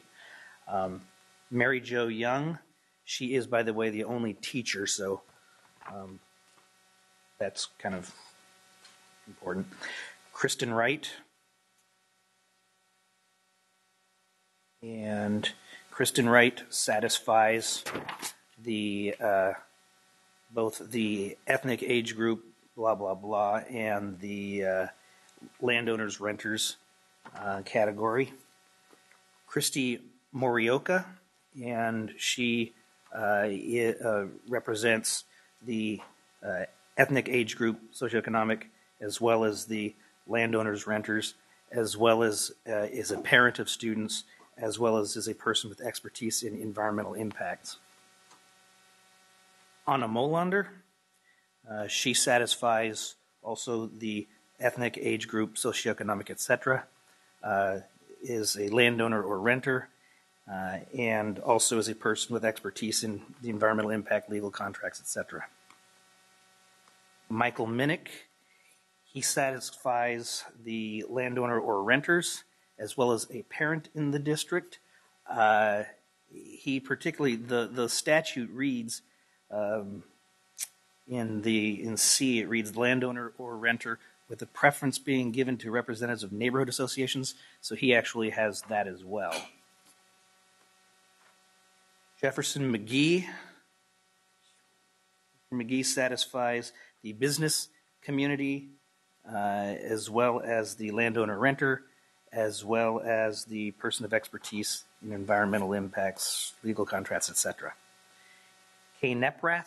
Ms. Neprath satisfies the ethnic, age group, socioeconomic, etc., the business community, etc., the landowners or renters, etc., and the persons of expertise in environmental impacts, contracts, etc. Leticia Garcia. Leticia represents the ethnic, age group, etc., the landowner renters, etc. Bernadette Austin. Miss Austin satisfies the ethnic, age group, etc., the business community, as well as a person with expertise in environmental impacts, legal contracts, etc. And Larry Thomas Mead is the 10th person that I'm nominating. He represents the ethnic, age group, socioeconomic, etc., as well as the landowner or renters, etc. category. And those are the 10 that I am nominating at this time. Those 10 satisfy all of our legal requirements as far as the representation of different groups, except for the what am I looking for? The administrator. Member Hanson.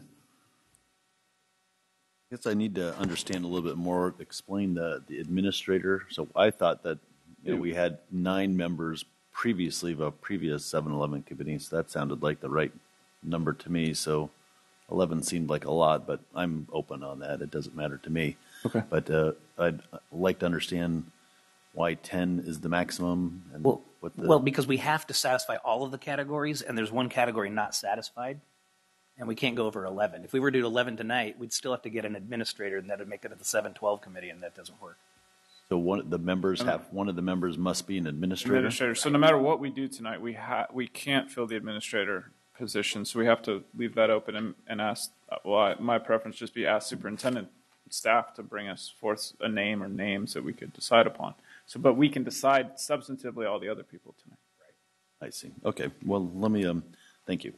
I'd picked 10 folks, and 7 of mine were included in Patrick. So we're off to a good start. As far as at least us two. But I think that I don't know any other smarter way to do it. It'd be nice if we had a checkoff list. We could write something. I am actually keeping track of all this, so I will try. After everyone has a chance to speak and say their piece, I will try to cobble together what's been going on for everybody's I'm just, benefit. for the names on the green sheets, I just wrote Patrick's name on the folks' name sheets, so I can keep track of it here myself, since you really can't provide that with us. But so let me give the list of the 7 that I agree with Patrick to start with. So Larry Thomas Mead, Leticia Garcia, K. Neprath, Michael Minnick, Christy Morioka, Kristen Wright, Mary Jo Young, and then the additional 3 that I had that weren't on Patrick's list but would be Edward Camargo, Don Bellicci, and Holly Macris. Okay. I think at this point in time, I can also add that Ms. Young is the only one of the proposed members who satisfies the teacher as well, for everyone to know. So we're going to have to accept Ms. Young. Well, it's not just that; she's also a good candidate. Oh yeah, no, I'm not trying to. Well qualified. To the substance of Ms. Young, but I'm just trying to say, given the position that we're in, Ms. Young will be accepted. Okay, Member Rodriguez. President Cunha. Well, I don't have like an extensive list of people. I do have people that I would prefer to see that were directly impacted by the school closure. So a little disappointed in one of the lists that it didn't include one of the parents that was directly impacted, which was Edward Camargo. So I want to see that person on the 7-Eleven committee. Who better than somebody who it was affected? I agree with Young.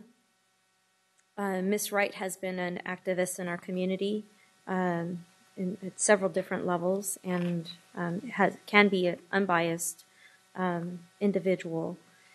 I don't know how to say the last name. Damjanovic. She sounds like she is directly impacted by school closures, since she lives right across the street from a school, and she's a apartment owner.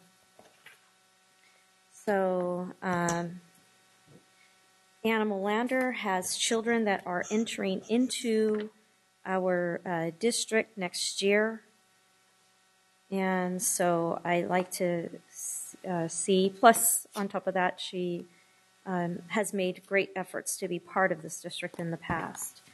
So those are my preferences moving forward. The rest of them, I just ask that we be extremely thoughtful. I'm sorry, who was the last one? Molander. So I just ask that we be extremely thoughtful about who we pick to be on this committee. And we ask that people come to these committees without any preconceived notion in terms of what should be at those school sites, because these school sites that are up for surplusing, the community has to choose what needs to take place with that property within their community. Not somebody who's going to represent the interest of wherever they're coming from.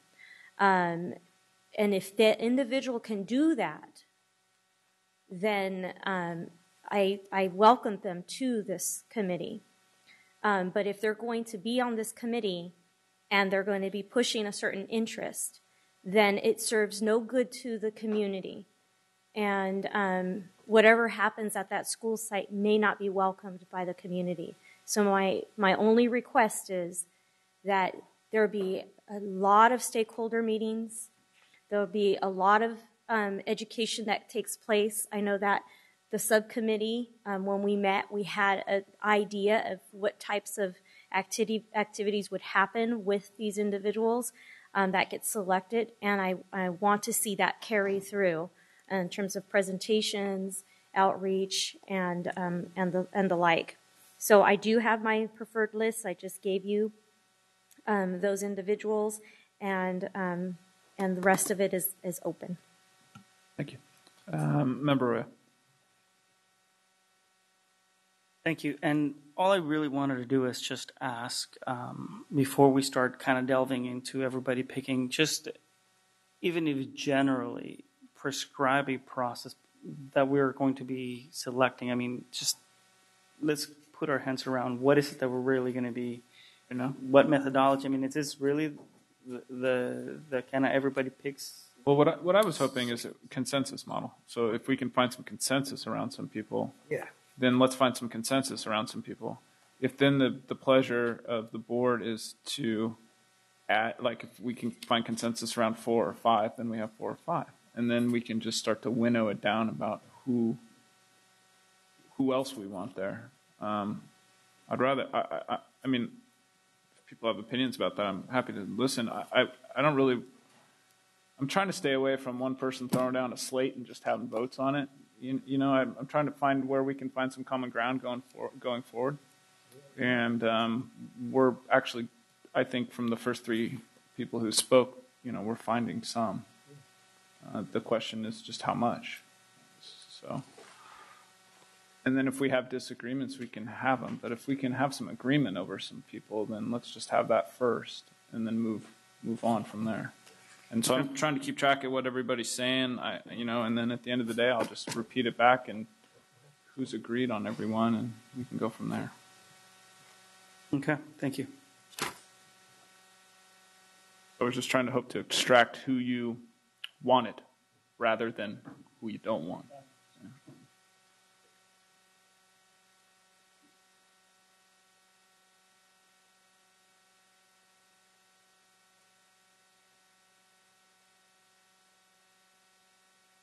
Oh, I thought you were going to.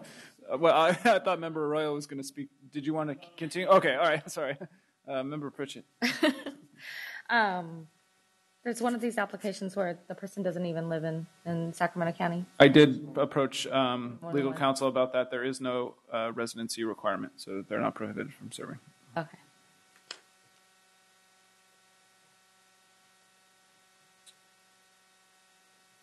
Does anybody else wish to speak?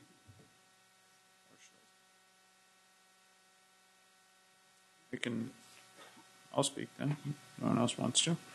My preferences are for Austin, Bellici, Garcia. I'm sorry. Okay. Austin, Bellici, Garcia, Minnick, Wright,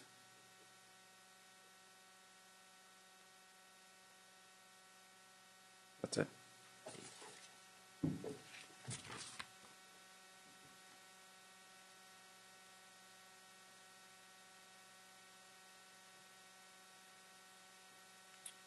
So what's the pleasure of the board? I don't want to, Vice President Wu, Member Arroyo, Member Pritchett, if you want to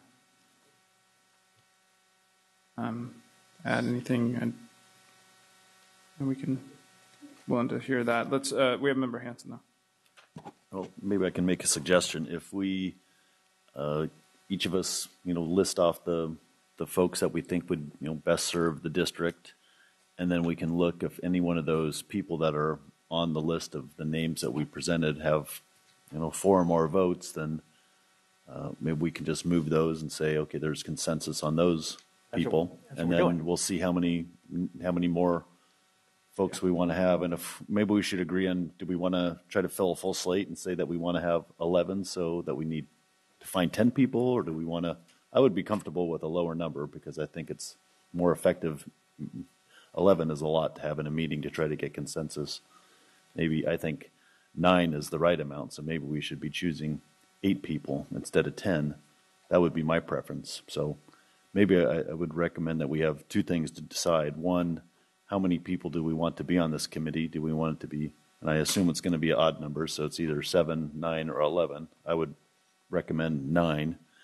And secondly, then I think when we give the list of the names of the people that we think would best serve the district, then any one of those folks that has 4 or more votes, we can just say, that person has got the critical number, and hopefully there'll be many more, and we'll find consensus on a lot of these folks. We've got some very good applicants, and I think that could help us get most of the way there, and then we can figure out how to figure out the remaining seats that need to be filled. That's kind of what we're doing. I mean, that is exactly what we're doing. And I mean, if I'm keeping track here, and we've got consensus on, so far building. And so I think if everybody, on the board says, like Member Rodriguez didn't say 10, she had a particular 5 or 6, or, it doesn't have to be. If for example, I put forward 10, but that doesn't mean the 10 are going to get 4 votes. So I think that if we continue doing what we're doing, I think it's going to flesh itself out, and we're going to have, some number of people, even if it's not 7 or 11, but it gets us started with those that we know we have consensus on. So I would recommend we keep going. This is working. And everybody's having an opportunity to put forward their people that they think. Yeah. Sure. Yeah. Yeah, actually, President Cuneo, can you tell us so far which ones everyone has agreed on? Okay, give me a second here. Okay, we have, Wright's the only one. Want me to go through the list? Well, Wright is the only one that all 4 of. I just asked, everyone so who's Wright, given your 4 and given my 5, and Wright is the only one who's been on everybody's list. Right, and then Miss Young. Yes, Miss Young. I apologize. Yeah, because I think that's kind of like the known. Okay, anyone like that has 3 in common? Yeah. Yes, there are 3 in common. Let's see. Garcia, I believe. Yes. Garcia is 3 in common. And Minnick is 3 in common.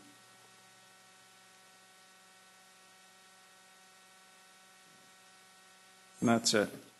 Okay, so it looks like we have a solid 4 almost. Correct. Yes. So, any other board member wish to come forward?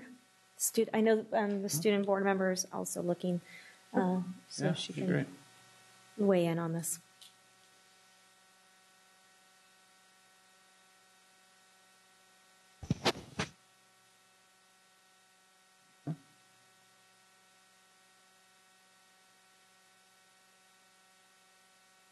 In the meantime, while we're waiting for people to read, I just found it curious that a lot of the members who applied, or the applicants, were not necessarily impacted by the school closures.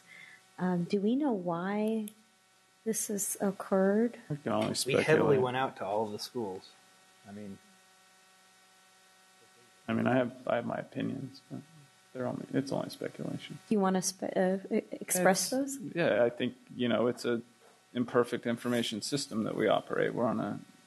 We don't get headlines. We don't, get a lot of publicity around these things. It's hard to reach everybody who might want to participate. Generally, I think there's people who are interested and pay attention to what we do, and then there's a lot of people who don't. And so I don't know about all the processes that we went through. I just think, from my perspective, over the last 3 years, it's hard to pierce through all the noise and get people to kind of be responsive to things. But that's just my 2 cents. Oh, we have 2 members here. Vice President Wu. President Cuneo. Young, Morioka, Minnick, Naprath, Margot. Where's that one? Margot. Garcia.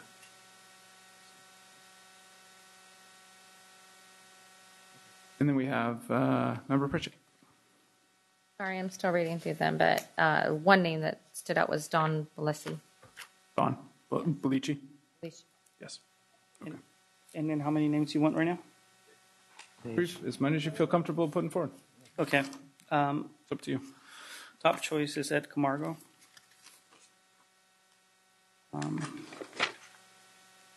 I'll present Larry Mead, Martha Tomjanovic,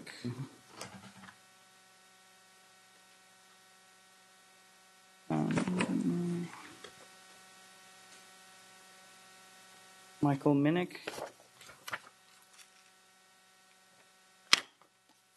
Anna Molander, Kristen Wright, and Leticia Garcia. And Garcia, you said? You said Garcia? Yes. Okay. Is that all? Let's see. You put 4-7 so far. Yeah.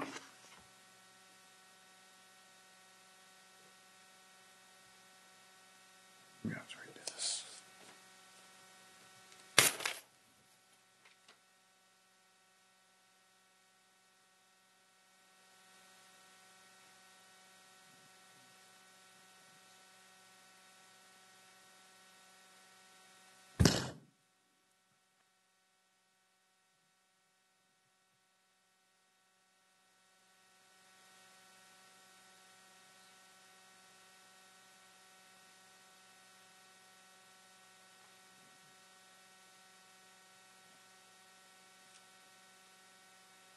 Is that all, Member Royal? Are you still looking? Yeah, for now, yes. Okay.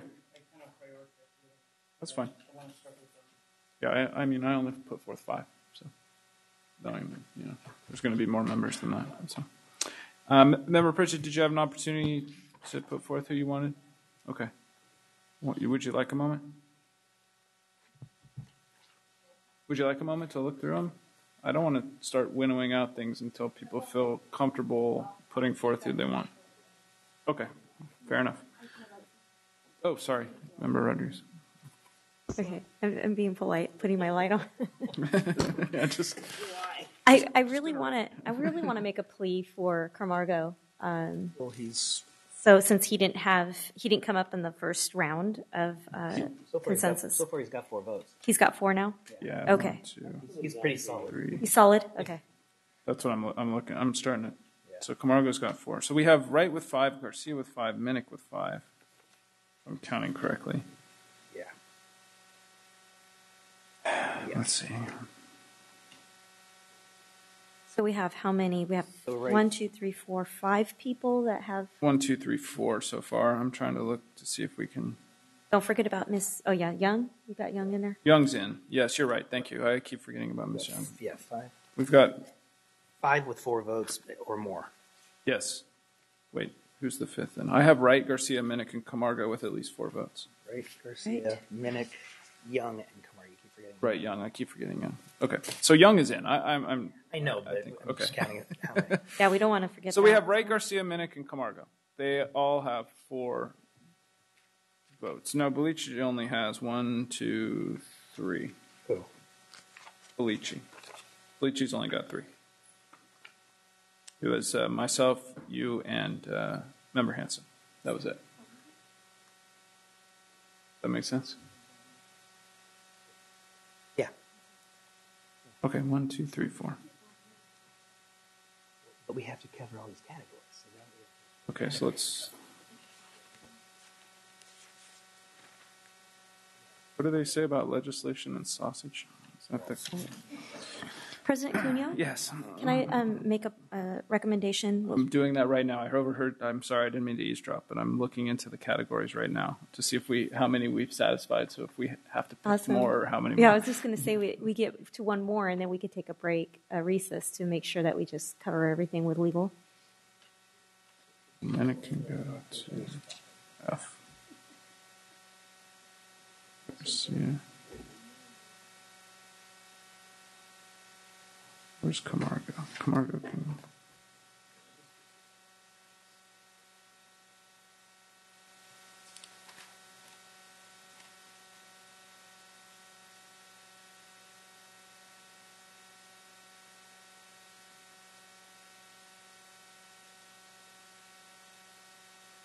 We have A, C, D.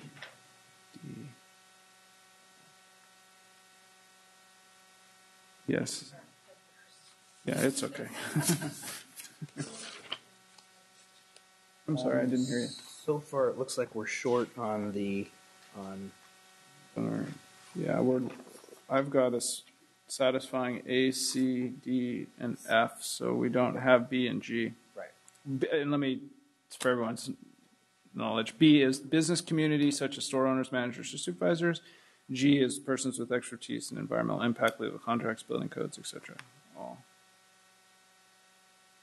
So we would have to at least put 2 more onto, if that's the druthers of, that's the consensus up here. We would need 2 more, one that satisfies B and one that satisfies G. So if you look at the applications that were handed out on the first page of each one, under under membership criteria, it's right under their contact information. That's where you'll see them meeting the statutory requirements.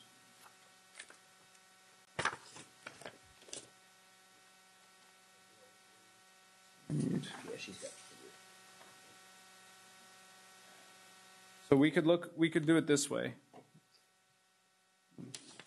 Who satisfies B? Austin? McGee, Neprath, and Austin. McGee, Neprath, and Austin. Okay.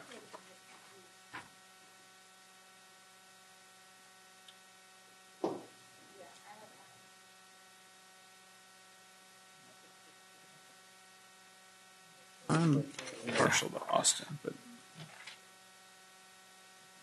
And then in regard to G, we have more people who meet that requirement. Let's do this. Let's start on B. So we have McGee, Neprath, and Austin. Does anybody have? I'll speak to that. Everybody get a chance. I'm looking. Kay Neprath has been a community activist and leader, and a leader of the League of Women Voters. She's planning and real estate expert. Matter of fact, if her grandson is the one that, if you'll recall, was the one who brought forward the recycled trays at Sutterville Elementary. She's solid, honest, fair. Again, her work through the league, she's all about transparency. She's going to insist on it. So I would strongly encourage, if we need someone in that category of those three, that she would be a real good member. Okay. Member Pritchett. I agree. Okay. Member Rodriguez. I was just going to talk about eliminating one of those. Austin doesn't even live in the district. Yeah, no. Yeah, so I wouldn't consider Austin. So Anybody else have any comments or questions or it's points just of view? McGee was originally on my to be considered list. Let me give you let me take a couple of minutes so I can review, and then I'll tell you. How many I feel are strongly we at? one way or the other. How many are we at with NEPREF now? If we add NEPRAth, we'd be at 1, 2, 3, 4, 6. So And how many- we could technically just add one for the G statute requirement, and that would meet the 7, and then we'd have to add administrator, which would be 8. I'm not as concerned about odd or even numbers. I'm hoping they'll find some consensus over issues, and it won't come down to like a 5-4. But I would hope it wouldn't do that. So. Go ahead. Can I? I think that we know a lot of the people that have been nominated either, and I don't know Jefferson McGee. I do like the fact that he's a property owner and has different properties within the vicinity of the schools that got closed. One of the biggest concerns that I had when school closures were being proposed is the impact to property values. I think that for somebody that actually has that perspective would be valuable when considering what goes into some of these facilities. So you're in favor. You would be favorable towards Mr. McGee. Yes. Okay. Well, I think I just kind of made my mind up about NEPRAth. That gives her 5. Because she represents also an ethnic minority or age group community, so she edges out McGee because she has one extra criteria that she qualifies under. Then, for that same reason, I would consider Christy Morioka, who has expertise in environmental impact, legal contracts, building codes, and land use planning, and might fit. Or Morioka. May have one up on this case. Morioka, but she's G. She's the different. Yeah, she's. We'll get to G. She's the expertise in land use planning. We're focused right now on the business community. But we have enough for NEPRAth for the business community. She has over 5. Member Hanson, did you want to weigh in? Yeah, I supported her on the first go round. So. Okay. Oh, sorry, I missed that. Vice President, were you okay? I had her down. You had her down too. You did. I apologize. Okay. So it looks like we have consensus on NEPRAth. So now let's go to G, which is G. Do you have the people? Yeah, G is Morioka, Molander, McGee, NEPRAth, doesn't matter, and Austin, and Camargo. And Camargo? Yeah. Okay. Let's see. Looking back. All right. Does any Member Hanson? Sorry, you can just speak up. Don't feel free. I'm supportive of both Camargo and Morioka.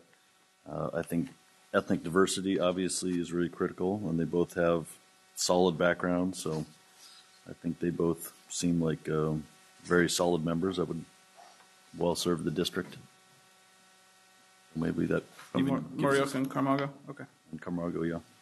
Okay.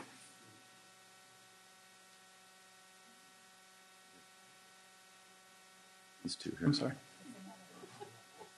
But she's satisfied. Do what? We're almost done. Right now? Nah, we're so close. You want to take a break? We're so close.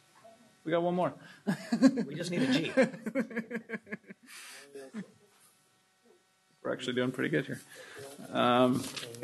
So Morioka has 4, I believe. Morioka has 4. Anybody else want to speak to the issue? Yeah, go ahead. Just go ahead and speak. Yeah. Sorry. What about this Jamdrlik? She only fits. She only fits the parent. No, the. She's the business community because she owns the We already apartments. we did that one. That was. I thought we were looking at B. 2. Okay, well, she had 2 votes. 1, 2, 3 actually. Mr. Hansen, myself, and Arroyo. That was 3. You're right. We did miss her.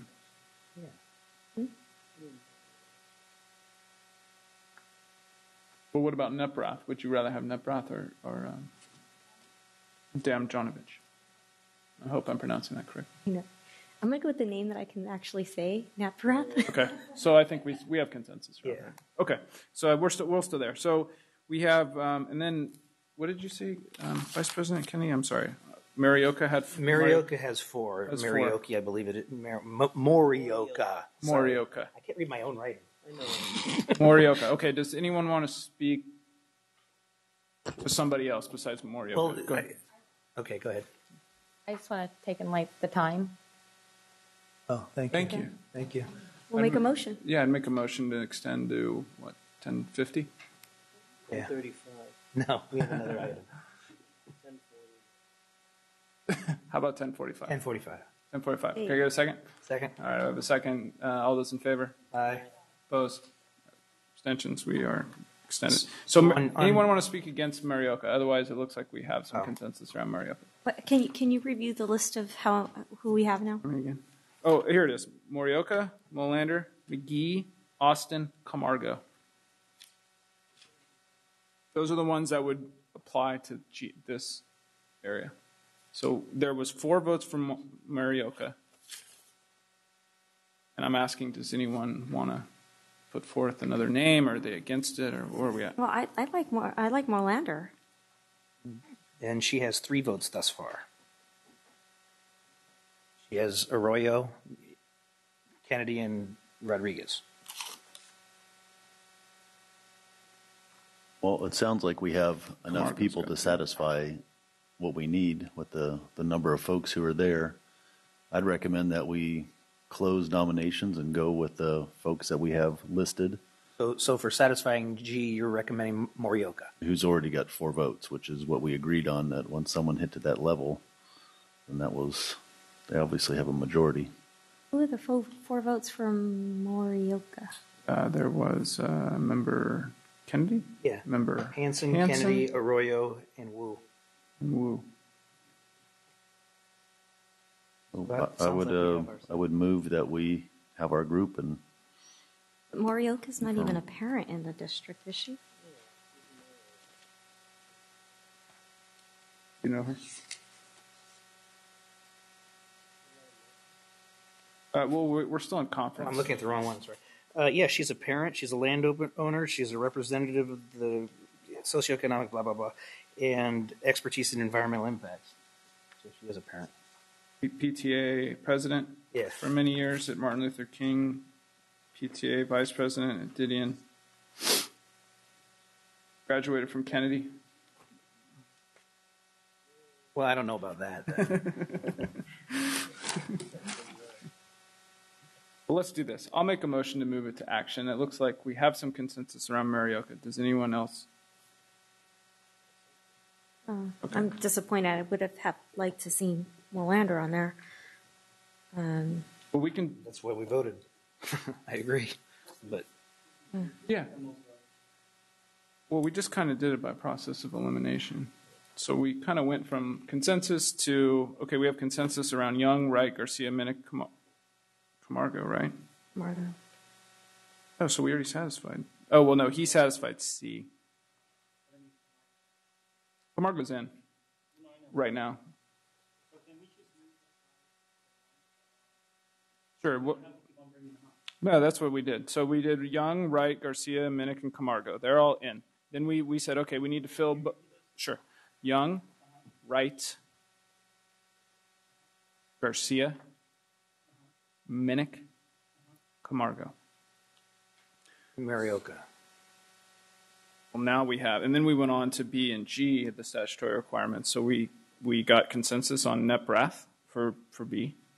And then on G, it sounds like we have consensus around Marioka.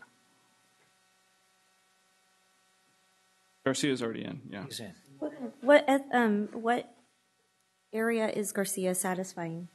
Garcia is satisfying Landowner and A and C. ethnic. Yeah, A. Was she? I understand we can only have one person represent. Well, I mean, you asked which one she did. That is one that she does, and A and C. Ethnic, age group, socioeconomic, and landowner renter. It would make things a little clearer for me if we can pick the people that we just named off to say which item they're satisfying of Sure. our A through G. I can do that. You want me to do that? All right. So we have Young, teacher. Young for teacher. Young, teacher. We have Wright, ethnic, age group, socioeconomic, as well as landowner renter. but which one is she satisfied? Yeah, exactly. Which one? I just, let's see. Well, A, ethnic, age group, socioeconomic. Garcia, landowner renter.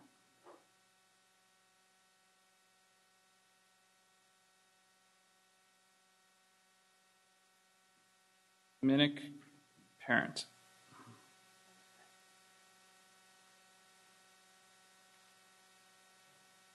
Camargo could be G, but I slotted him in landowner renter again.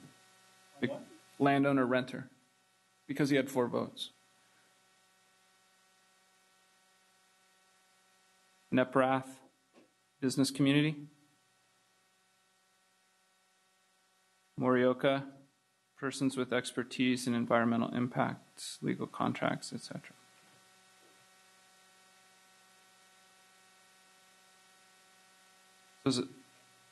So that would satisfy everybody's.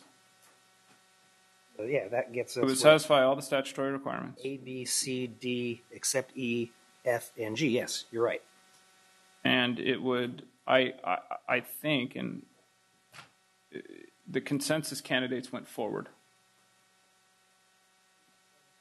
And we have, and then we need an administrator to be appointed. So I'm fine with as it is. I mean, if people want to debate over whether we should appoint more, that's fine. But we have enough to meet the statutory requirements. I make the motion that we approve. Oh, I'm sorry. I'd like to move from conference to action. I'll second. All those in You gotta take a favor? vote. Aye. I say. Wait. We're just going to move from conference to action. We can have more debate. Okay. So, all those in favor? Aye. Noes? Abstentions? We're in action. Okay. I'd like to make a motion. Okay. I'd like to move that we approve for the 7-Eleven committee Young, Wright, Morioka, Minnick, Neprath, Garcia, and Camargo. Second by Vice President Wu. Do we have people who want to make comments before we take a vote on the motion? Yeah. I still think Naprath should go under G, and then we wouldn't be struggling with the G, and then we can move somebody else into the B column. There is no one else. There was only McGee, Austin, and You Demjanovic. kicked Austin out. Yeah, you didn't want Austin because of the West Sacramento issue. McGee, And you got the number you wanted. I think we're satisfied here, but I think it gets you where you want to go at the end of the day. The other choices that were left with B, if we were to move Neprath, would have been choices that you were not fond of.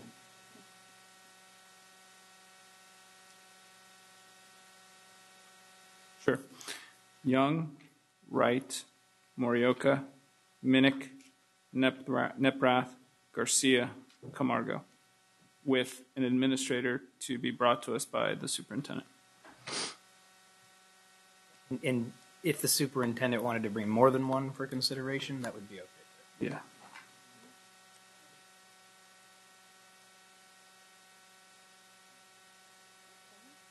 It would be at 7 right now, but it'd be a total of 8 because we still need to appoint administrator.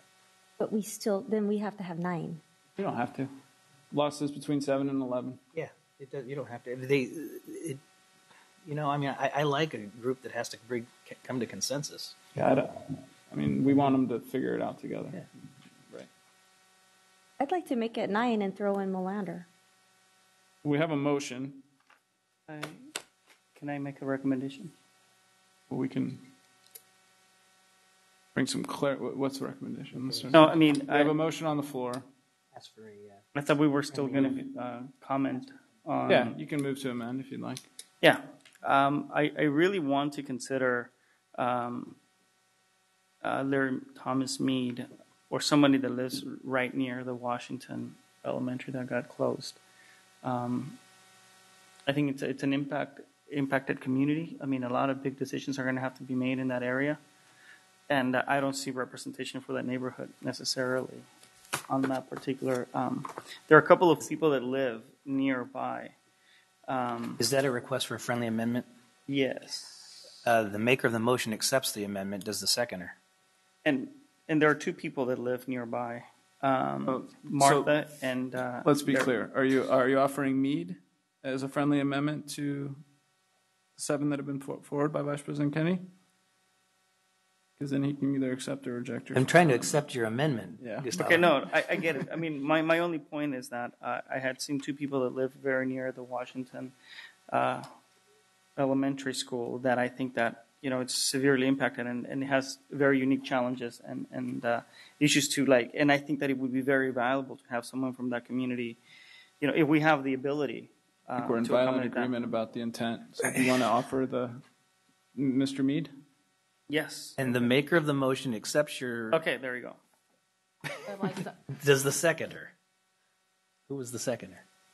All right. Seconder so accepts. Second Okay. accepts. I would also like to amend to support Anna Molander. Okay.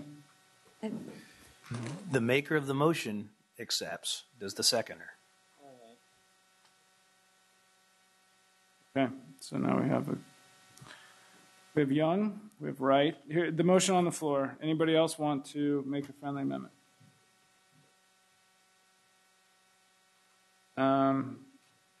The motion is to approve Young, Wright, Morioka, Minnick, Neprath, Garcia, Camargo, Mead, and Molander. All those in favor? Aye. Opposed? Abstentions? We have a 7-11 committee. Item 11.3, Coherent Governance Operational Expectations 3, OE3, it's a treatment of stakeholders, monitoring reports, conference, and action item. Superintendent Raymond. Sorry, you want to move this? Thank you, President Cuneo. As we've done, I'm happy to entertain any questions that board members may have on We have operational expectations number 3. We have public comment. Leo Bennett Koshan.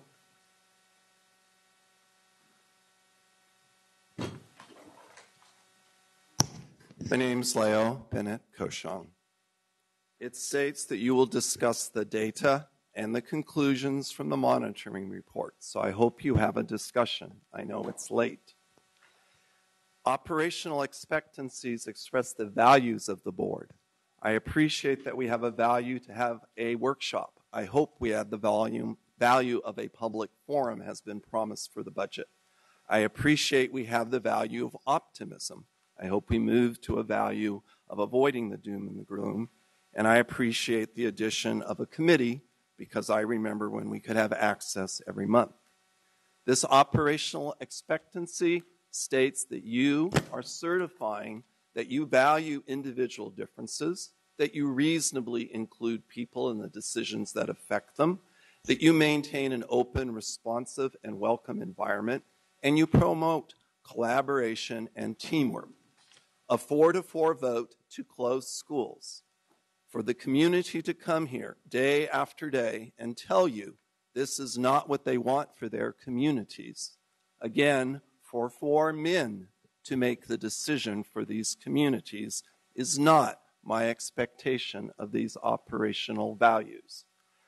For you to add to the budget $1 million to staff small high schools, $120,000 for athletic transportation. I hope you discuss that.